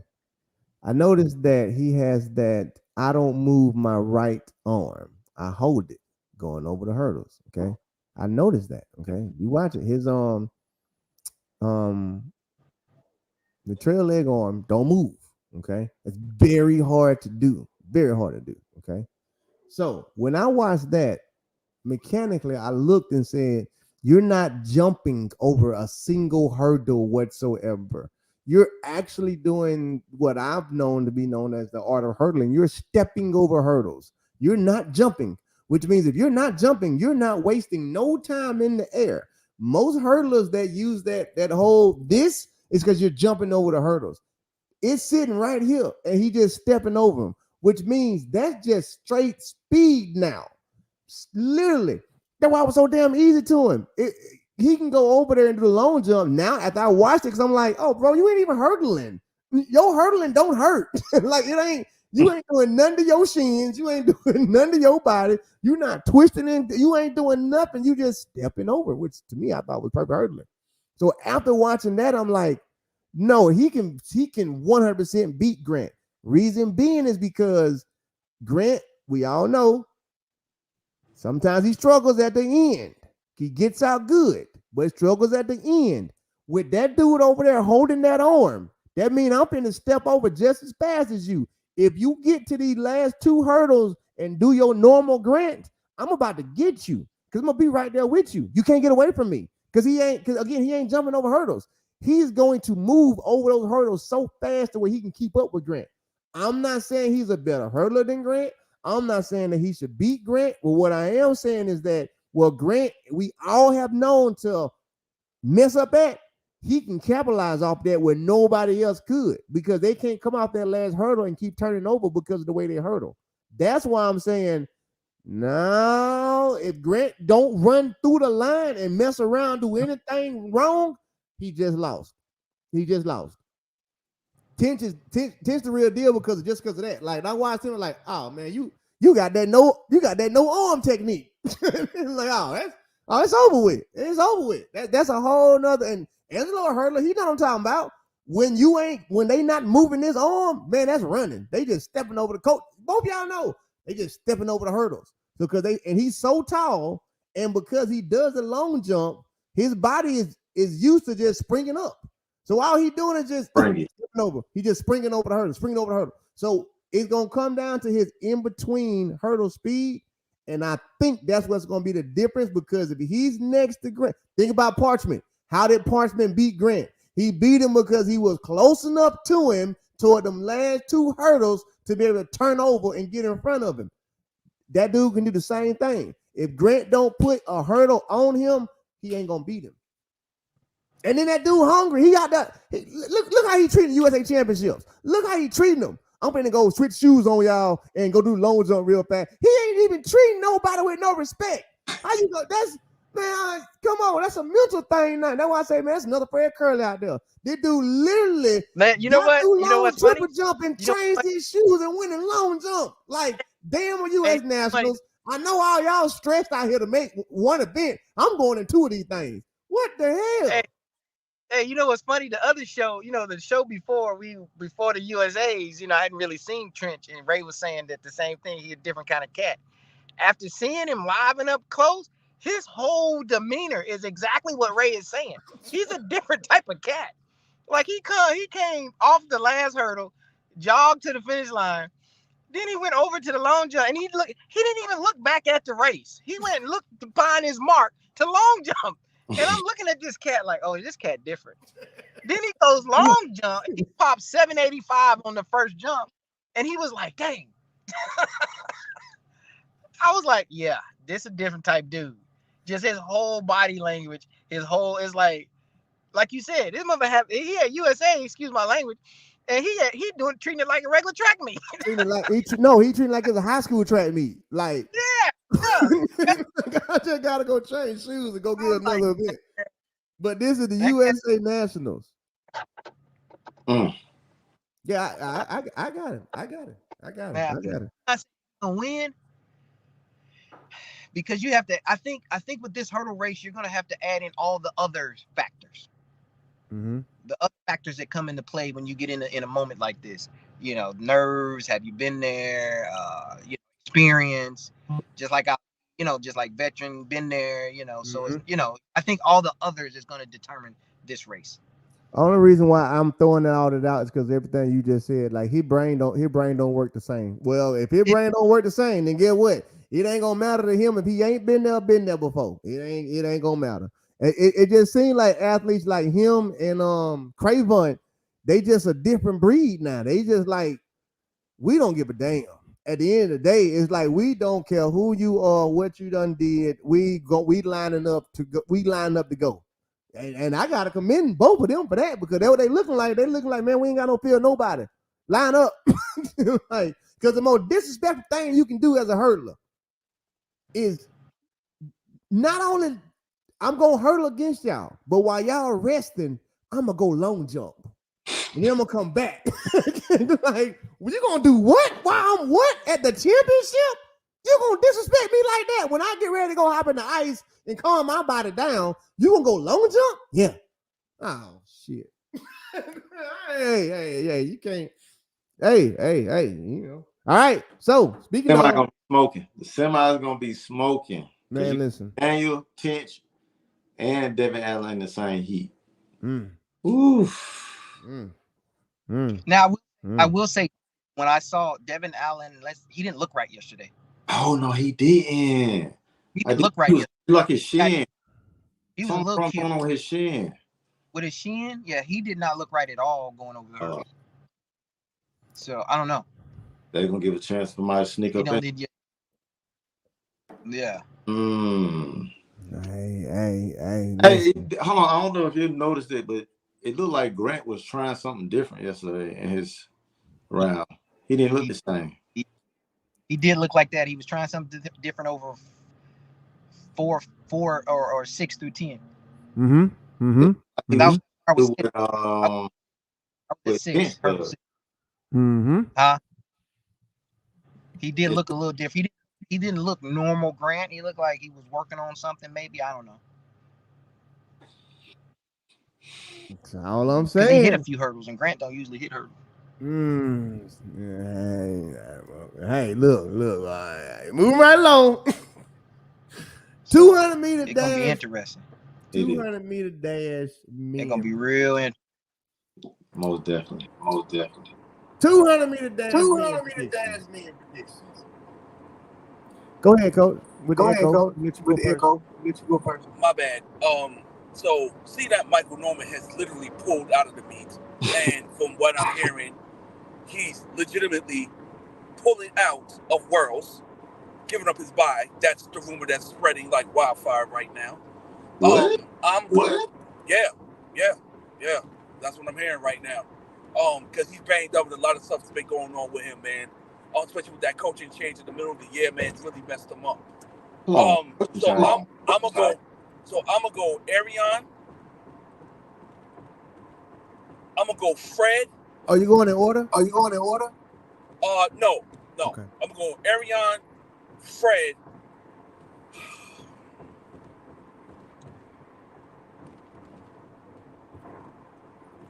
I want to go with the Robert Gregory kid,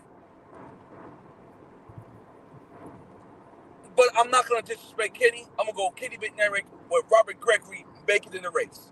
That's my top 4.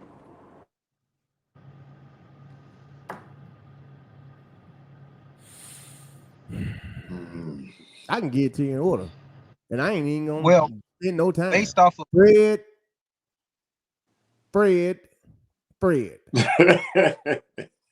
That my 1, 2, 3. Fred. All right. And the reason why I say it like that, because I've told y'all on Ray's Take one time before, is Sharika is the one that implemented this rule. Okay. Meaning, actually, I'm sorry, it was Shelly-Ann that implemented this rule. Meaning, if you win by 5 meters or more, you got first, second, and third. Whoever got second really got fourth. Because there ain't no way in hell you put if you win by 5 meters or more, you won first, second, and third. That need to be the new rule. That's why I'm saying Fred. Fred gonna win by about 5 meters. All right. I'm giving Knight in second for certain. Okay, for certain. Kumpu Ken in third. But here's one thing for certain, two things for sure. Okay. Fred is I know what everybody want to say. Knight and so this, Knight and so that. Knight. He's amazing. He is great. He is awesome. Fred is something different. Okay. Fred is something you can't explain. All right. If Knighton goes 19-4, Fred going 19-3. If Knighton go 19-2, Fred going 19-1.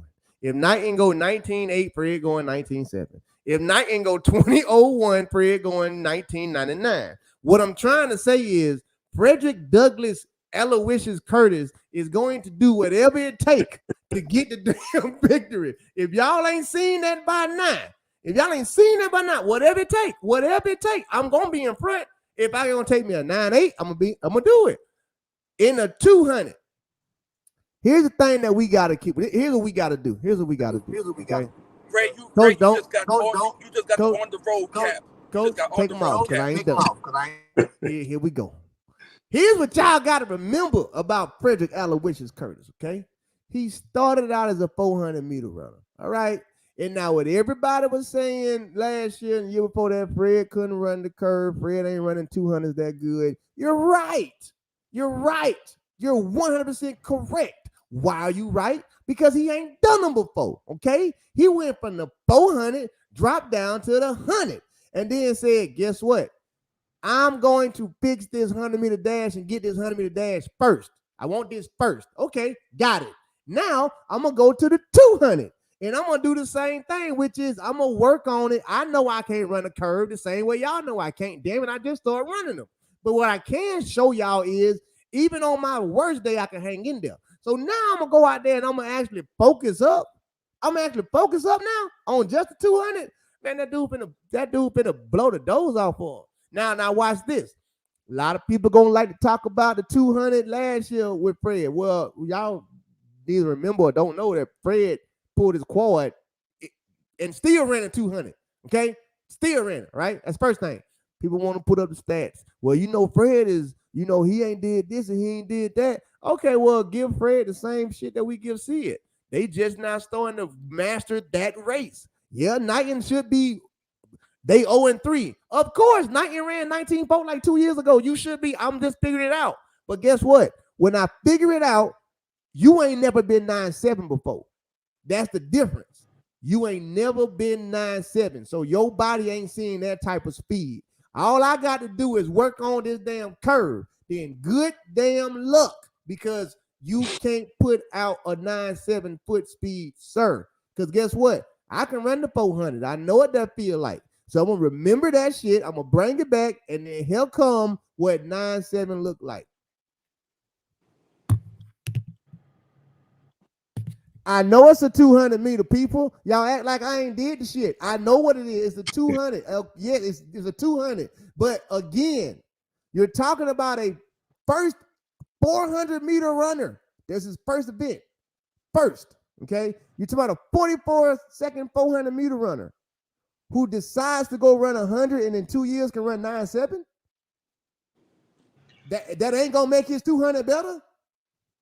We're not talking about a 100 meter runner that ran a 200. We're talking about a 400 meter runner that dropped down and ran a fast 100. He's not going to run a faster 200 when he learned how to sprint the curve. Hey, Ray, you do know that Michael Johnson's PB was 10:03, right? Michael Johnson was exactly. He was a 400 meter runner. Oh, okay, all right. But Frankie French was a faster 100 meter runner than him. So that just debunks your whole argument. No, it did not. It supported my argument. Put it on mute. It supported my argument because that's what I'm saying. Fred was a 400 meter runner just like Michael, was he not? Mike was not a 100 meter runner. Mike was a 400 meter runner, right? That dropped down to run the 200. Yeah, he only ran a 10:03 because he never wanted to run the 100. Fred said, I'm going to go down and run the 100 for real. And I've ran 9-7. That's better than what Mike did. The only difference is Fred skipped the 200. And I think that's why people don't want to pretend like he ran 200. Like, we've been known to know that a 4.2 guy can run a 200 fast. He skipped the 200. So the fact that we can't believe he can go outrun a 200 meter runner after he ran 9-7 is ridiculous. Literally, it's like, that's asinine. Like, how are y'all gonna count me out of a 200 when we've all, what coach just said, 2-4? Yeah, exactly. Frankie Frederick beat him, and exactly. So Fred has done all of it. Fred dropped down, went 9-7. He went back. He don't went to 44, so he can't run 19.6. He can't run 19.7. Because let's keep it 100. That 19.4 fluky as hell. Why? You didn't have to. You never saw that range again. I don't want to hear he a 19.4 runner. I don't want to hear that shit. He never came close again. He is a 19.6 runner, not 19.4. He's a 19.6 runner at best. 19.7 on an average day. He's not a 19.4 runner. He ain't hit 19.5. He ain't even came close back to 19.4. So please stop with the 19.4 PRs. It don't matter. All right? Point blank.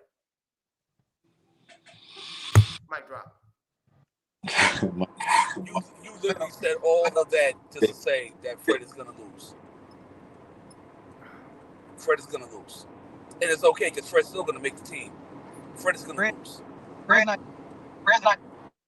I would have to disagree just slightly because what you guys don't get the privilege of seeing is up close things like I do since I'm actually at the meet.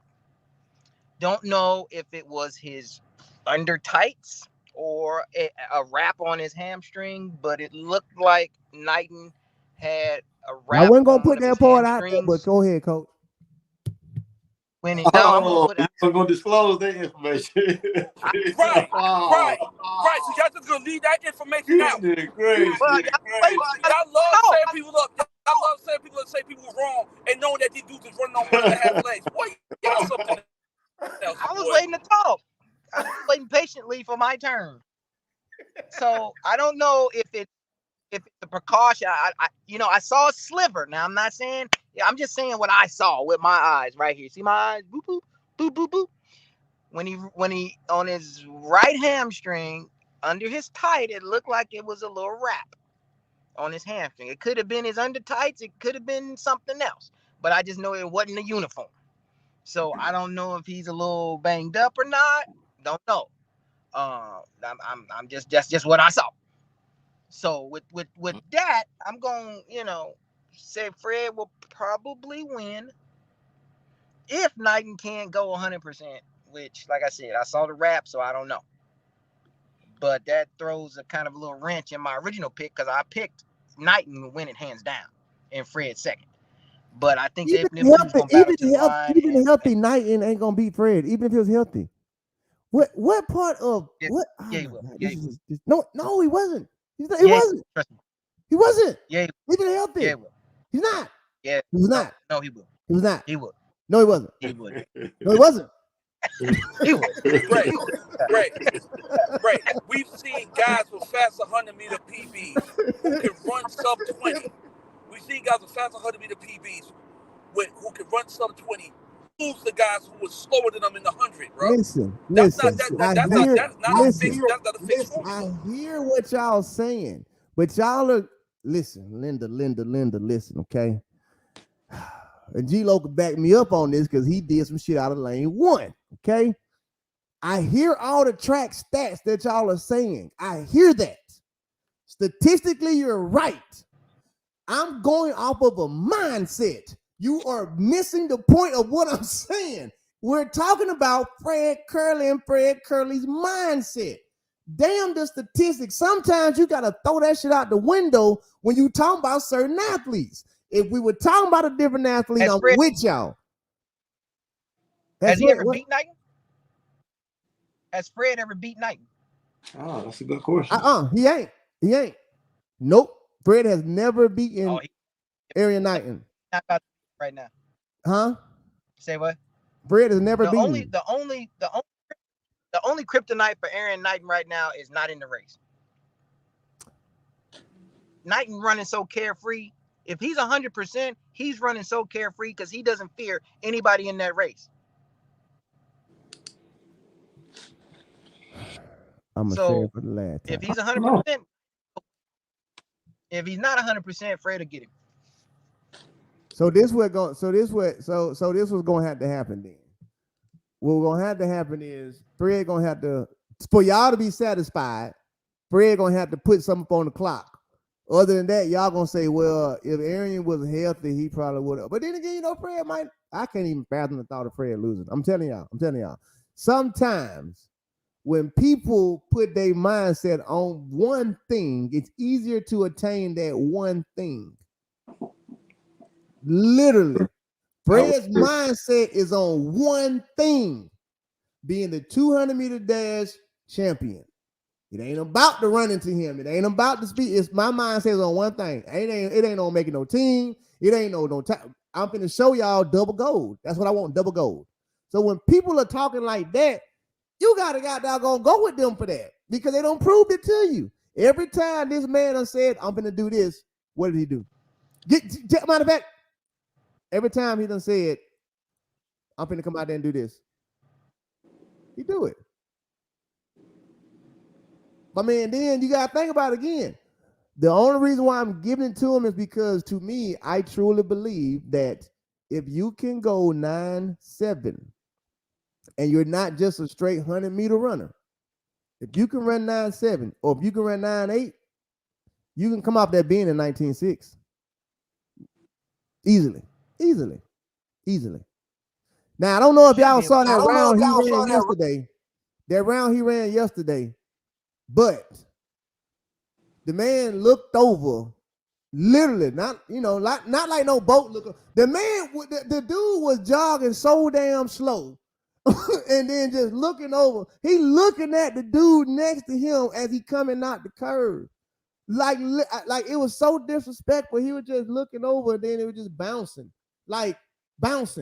not even running. You're literally not even running, and you just bounce to 20.3. You out here playing for real.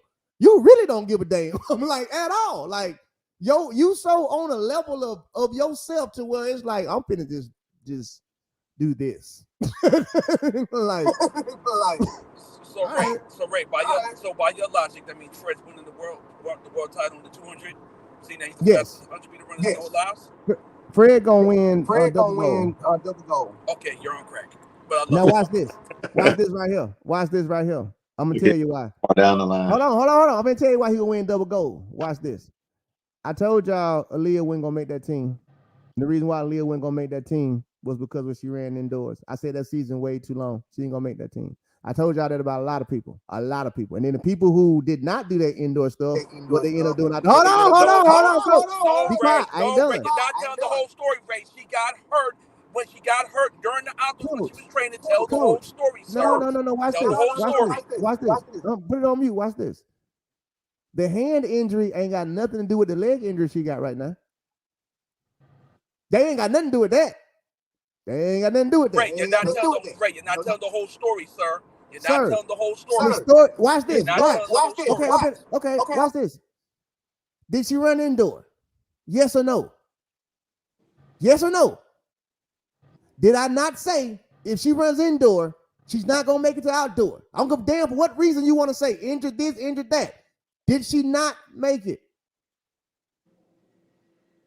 I rest my case because she didn't make it because she wasn't healthy. I don't give a damn how she wasn't healthy. I don't give a damn. Hand, foot, leg. She was not healthy. Okay, that's the first thing. Second thing, Noah already been banged up one time this year. Noah just had COVID. That's what he just said. He just had COVID. So, okay, now watch this. What you want me to believe is a person that ran indoor, also got banged up and had to heal, also had COVID, also went 19-6 in May, gonna be pressure than somebody who ain't did nothing but get ready for that. That's the same shit Glenn Mills do. Fred doing the same shit, and y'all don't want to see it. Like Fred doing the same shit that the Jamaicans do. Literally, he doing the same shit. By the time they get to Budapest, Fred gonna be fresh. They not. That's gonna be the advantage. He ain't gotta be faster. He just gotta be fresher, and he gonna be fresher. Period. That's why I'm saying, like, no, he got the advantage. Now, if everybody going in there fresh, then we can say something different. Like, well, shit, fresh Arian should beat everybody. Fresh Arian should beat everybody. We not going in there like that. So that's what I'm telling y'all. Now, Fred gonna get double gold for that reason. Ray, you just completely contradicted everything you said. Sharika Jackson ran a complete indoor season last year, ran 21-25. Put you back on mute. Hold on. I'm glad you brought it up. The same thing I said last year. Same thing I said last year. Sharika Jackson didn't run indoor. Sharika Jackson did practices inside of a building. That's completely different from running 6'9".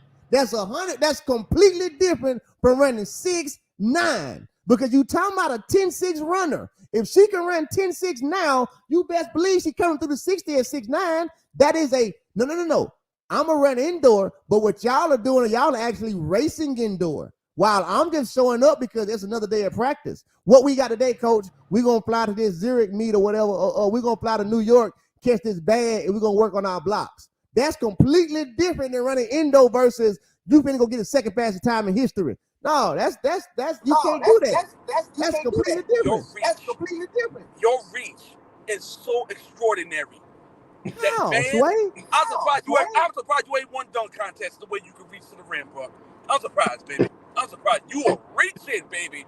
Everybody in the chat, put a one in the okay. Watch this right here. Watch this right here. Man, they going in on Ray on the chat. Fraser. Watch this, Fraser. They going in on me on the chat because 99% of the chat ain't never even been at a championship or been an athlete, so they wouldn't understand. So they just speaking off of just their head. Now, watch this, Coach Fraser. I'm gonna ask you a question, Coach Fraser. Okay. You have a plan for your season, right? You have a whole plan for your season for your athlete, correct? So we'll say February, if your plan for your season is outdoor, right? February, y'all still training, right? Still training, right? Yeah. February, okay. So what's wrong with you staying with your same training regimen that's getting you ready for outdoor and saying we gonna go run an indoor meet just to do that. Because we ain't gotta change no shit up. We ain't gotta change nothing up. We just gonna show up and we just gonna run an indoor meet. I.e., Sid ran a 60 meter in New Balance during indoor. Why? Because I'm going through my training. This shit don't mean nothing. Okay.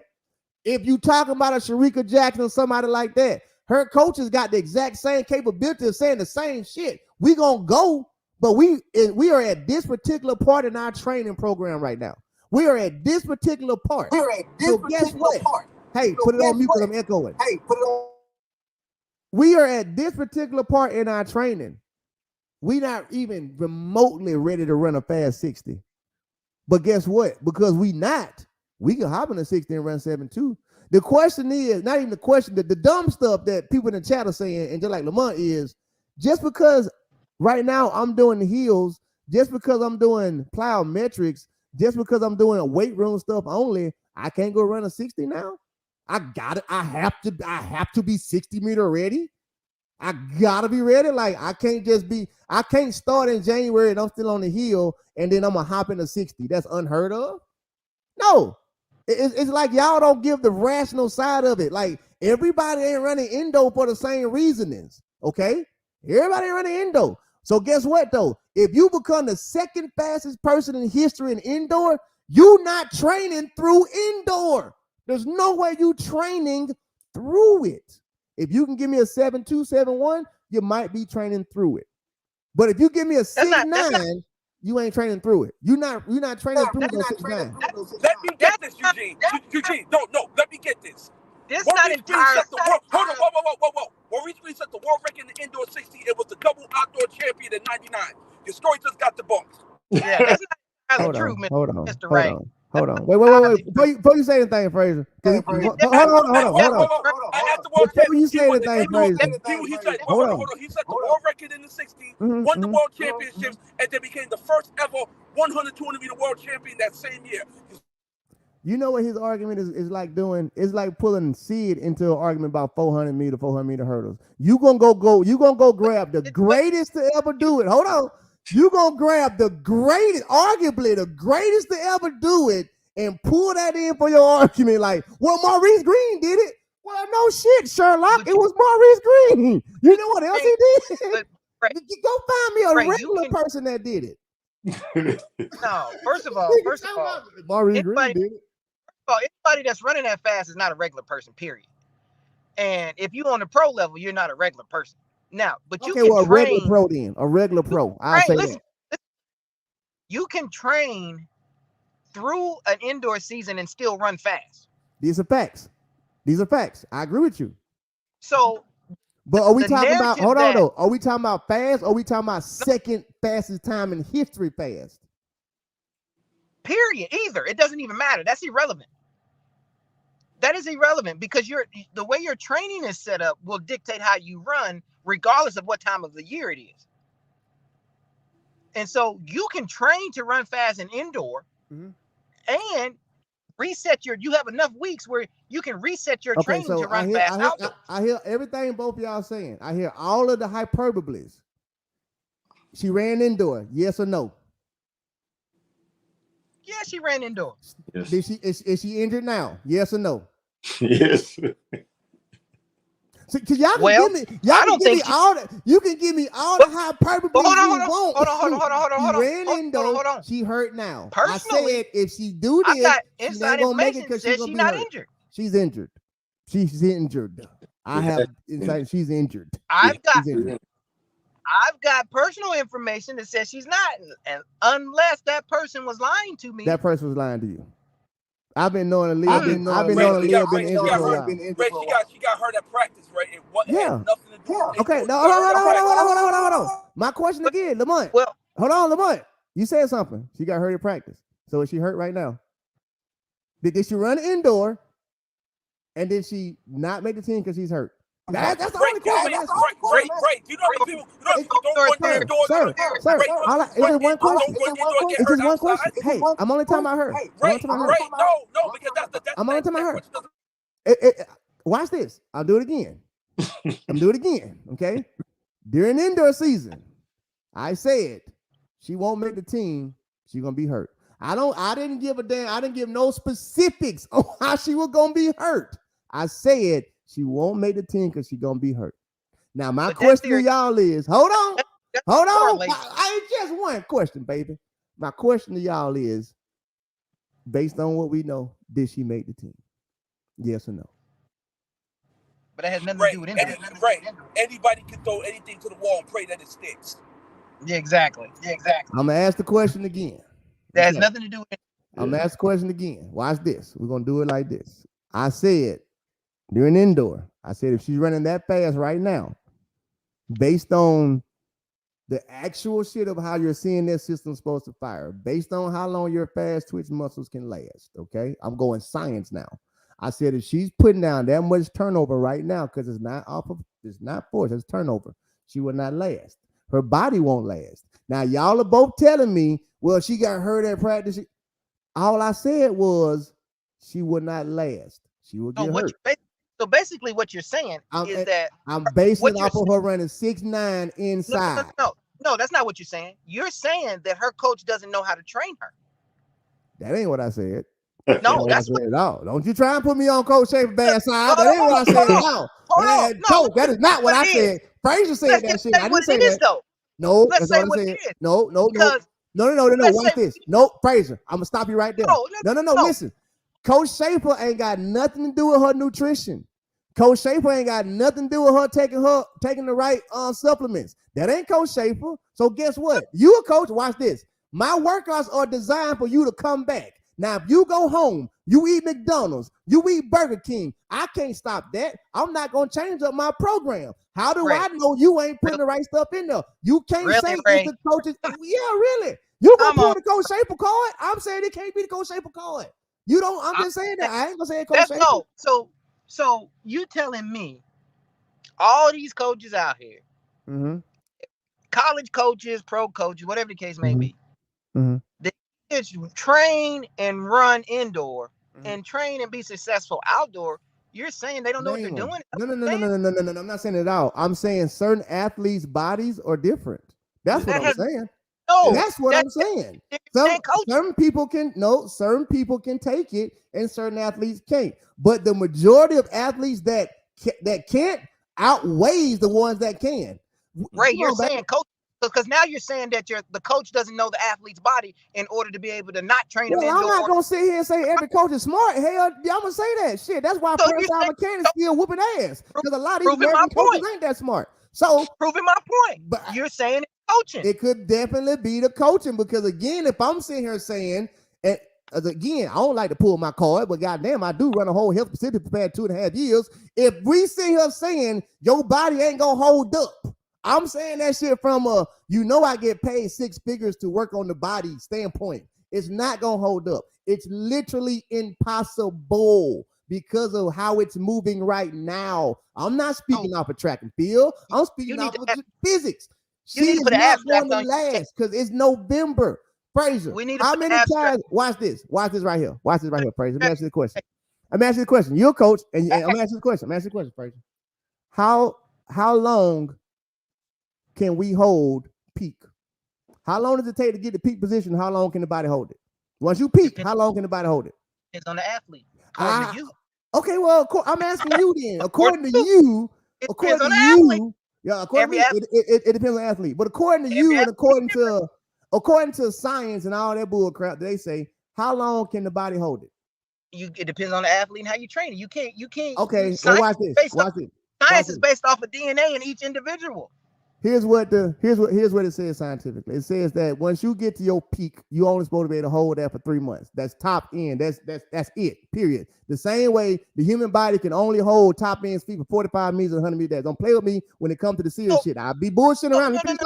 I'll be bullshitting around when it comes to the jokes, but y'all know when it comes to the body, I know my shit. So hold on. Let me finish educating, because now y'all testing me on what I do off camera. Forget track and field. So let me put y'all on mute, because now y'all testing me like I ain't the ninja that does this for a living. Like everything I got ain't based on the human body. So y'all be quiet for a second as track people, so me entertain y'all and educate y'all on some shit. Again, No, the human body, unless you're giving it something it shouldn't have, cannot sustain that long for that amount of time with that much power. It's not going to do that. That CNS system is going to tap out. 698 in January, February, March, April, May, June, July. If you hold up, I'm going to swear you dirty. There's no getting around it. There's no getting around it. If you hold up, you dirty, because the body itself can't do that. Now watch this. In order for the body to be able to hold that, in order for the body to be able to do that, here's what the body has to do. It has to have the proper nutrition. It has to have the proper recovery. It has to have everything that it needs to continue to function. If you steer away a little bit, if you don't take BCAA one day, guess what? You're at a deficit now. The only way to do that is to make sure that your body does not fall apart. Now, I know as a professional track athlete how we operate and how we thought. We didn't focus on our body enough for it to not, which is why so many athletes are dirty now, because they depend on other people and they don't even know they're dirty because we don't care that much to do the research on it. So you can't sit here and convince me and tell me that, no, the body no, it's not, unless you are one, doing something, or two, doing something. You cannot run that fast that soon and think it's going to hold. It is impossible. Now, Sharika can do it. Why can Sharika do it? Because 7.2 ain't fast. 7.1 ain't fast. It's not. Why is it not fast? Because I just showed y'all I ran 10.65. So guess what? If I can run 10.65 and the girl that ran 6.9 can't, who's really faster even in the 60? Let's just put it out there. You can't even cover the next 40 as fast as I can. So guess what? My 60 indoors, I wasn't even running. I was literally training through it. Why? Look at my 60 right now. That's the difference. Y'all be talking about an athlete like they train the same, like they do the same. They ain't the same. Right, I'm not going to dispute you on the central nervous system because I believe in the same thing. However, every time we give you examples that the bones what you're saying, you try to say that we're wrong. Listen, if I'm not mistaken, Shelly-Ann is an indoor world champion at some point in her career. She's ran under 7 seconds. She also came back and won the 1 and the 2 at the world championships. Coach, so what I'm saying, do what I need to do. I'm gonna say no. Seriously. You can't. You go grab the greatest ever in all your arsenal. Well, you know Steph Curry hit 3,000 3-pointers, so everybody should be able to do it. Right. But the issue is one thing if what you said has never been done, then we've watched it over the decades. It's happened. We've watched it. So what I'm saying is, Aaliyah has always had a history of injury dating back to LSU. She's always been hurt. And yes, I do believe that central nervous system, you got to be careful with that. Yes, you have to be careful. But let's give Shaver a little bit more credit. You think Shaver really got her prep just to run 694 indoors? No. They was probably looking at the long game. Her training was probably going so well that she started running fast. Okay, now, if it was up to me, I probably would have pulled her out of indoors when she dropped that 698. I said, okay, you know what? Let's get back to regular training. We already know where we at. Boom. Let's get ready for outdoors. That's me. But I'm never going to question a man whose resume is 15 times better than mine. Okay. So all I'm saying is, my bro, is that you're trying to make it seem like because a woman who has a history of injury, because she got hurt again. Okay, that some reason it's strictly because she ran indoor only. No, baby girls always had a history of injury. But we've also seen people set world records and become double world champion that same year, en route to winning the indoor world title. Hell, Gatlin did it. When Gatlin was out for 4 years, he came back and won the world championships and came back and was medaling left and right and dropping PBs at the age that nobody. You got to fix the static first of all, Coach, because people are saying it. Because you're right, but now what I could easily do is say that everybody you just named, they did do some miraculous stuff. Some of them had some questions and it came out. So I'm just saying, you're right. I gotta go. You're right. I gotta go, but we all got to go. I gotta go, but I want to say this. I gotta go, but I want to say this. Ray, you 100% correct on the central nervous system and all that stuff right there. But what you cannot not put into play is the fact that few things. One, everybody's body is different. That is correct. Now, ain't no And two bodies two, the same, but you was correct. Right. Let me finish. And number two, training cycles matter. You can set up, if you have enough time, you can set up a training plan to run fast and indoor, reboot the system, shut it down, whatever you got to do, and train it for outdoor season.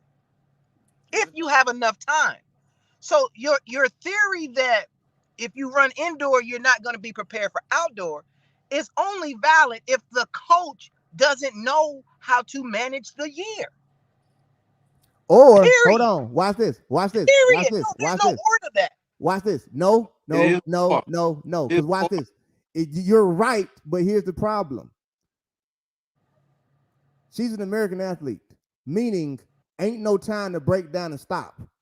That's the same thing I said when I was like, you know what? The only way, because I said the same thing you said for her. I said she could be ready, but in order for her to be ready, she has to shut down. She got to get off of it and restart. Well, again, have we not talked about American athletes starving? Have we not just talked about in this show, like sometimes you got to make a decision on money or no money? I'm not saying she had to make a decision, but if we look at the indoor season for an American athlete takes you up until March, right? It's going to take you to March. And then guess what? What happens? It's going to take you to March. What happens at the end of March? You got Texas relays.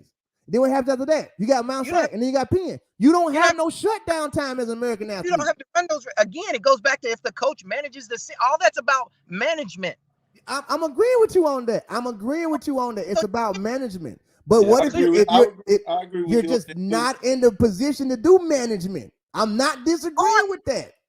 You are in the position to do management if you sit down and figure out what's more important and what is not more important. Is Texas relays important? No. Is Mount Sac important? No. Is whatever the other races in April important? No. So you take the month of April, reset. Then I you agree got with you. I agree with you on that. I agree 100%. Yeah. So that debunks about this is the only reason why. No, it does not debunk it because it does not debunk it because you're right. Okay, you are 100% right. You ain't got to do those meets. But guess what? Every American coach gonna do by nature. So you're proving my point. It's based off coach management. I'm not gonna blame the coach. I'm gonna blame the U.S. system. I'm gonna blame the United States system. I'm not gonna blame the coach. Why just ask me this? Hey guys, I got to get out of here, man. It's been we fun. All do. I got to run. I got to holler at y'all on the next one. All right. Tomorrow, Fraser. All right. But I think the athlete does play a part in it. It's not solely on the coach, because you guys are coaches, and as you know, as a coach, does every athlete listen to the coach? Do they do like the coach say? I don't think it's wise for you to run this race, and the athlete wants to run anyway. So I wouldn't say it's totally on the coach. I do think they need to go back to the drawing board. They do need a reevaluation and try to set it up right, because the endo is just not working with her. That's all I was trying to say. Endo ain't working for her. It's not. I mean, I was a guy. I didn't run endo on the professional circuit. I ran in. The reason why I speak the way I speak is because I done been through this shit. The year that I ran indoor and I damn near made the world championship team, went PRs of 6'5", I didn't do nothing outside. But then that next year I said F Indo. I made the world championship team. Every year that I ran Indo, I didn't even make a final outside. But when I skipped Indo, hey, and then I started listening to other people like Wallace, like Tyson. I'm like, so what y'all doing? Man, I just started training in January. Well, shit, I ain't been training in January either then, because that seemed to be the secret. Skipping indoor. Usain Bolt, how many times you ran indoor? Come on, baby. That's all I be trying to say. Like, we can name these people all day long that did it. Let's go down a list of people who didn't do it. Shit, let's go down that list. Like, that list is even longer. The people who skipped it and went straight to outside. But we ain't gonna get on that topic. That's another topic. I just know y'all arguing because y'all hate when I be right. And y'all did not want me to be right about this. They did not. G-Lo, coach, none of the fans. I said this shit in January. I said she ain't gonna make the team. She's gonna be hurt. And then nobody want me to be right. I didn't want to be right either. I didn't want to be right. That's the thing about this Raise Take show. A lot of times I get a reel, and people don't like the reality of the real. They want to live in the fake world. And I have to be the person to bring I got to be the person to make people hate it. Like, nope, it ain't going to happen. Every night ain't going to beat him. I got to be the people that kill the fans. I got to kill them. All right? Sorry, y'all. Damn. I didn't want to be right. Just like I told y'all and told Coach last year, I don't care what none of y'all say, Team USA women gonna win that 4x1, and everybody call me crazy. Ray, you stupid. And then what they do? Win the 4x1. Ain't that right, Coach? I'm always right when y'all don't want me to be right. Just like when I told y'all Tokyo, and I said, hey, ain't no American women gonna make a podium, period. Gonna be all Jamaica. It's what, bro, we just like I said, hold on, I ain't done. Just like I said in that same year, Tokyo, I said, this is before Fred started running. I said, ain't no American man gonna be on the podium at Tokyo. This is before Fred ran. And what happened? I can't call single races. Can't call them shits, but I can guarantee you I'm going to call a podium on who's going to be on it, who ain't going to not be on it, simply based on your training.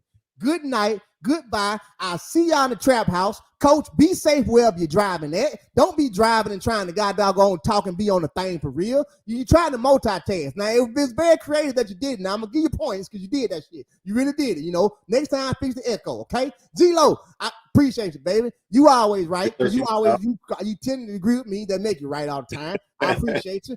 Come to the trap house tonight. Everybody, trap house. Y'all already know we're going to be at 8 o'clock. And I'm going to argue some more. And now y'all don't, if Fred, y'all better pray Fred don't do nothing crazy in 200. Because if Fred do anything crazy in 200, I'm coming looking for every last one of y'all. I'm going. I got to get out of here. We love y'all. Goodbye.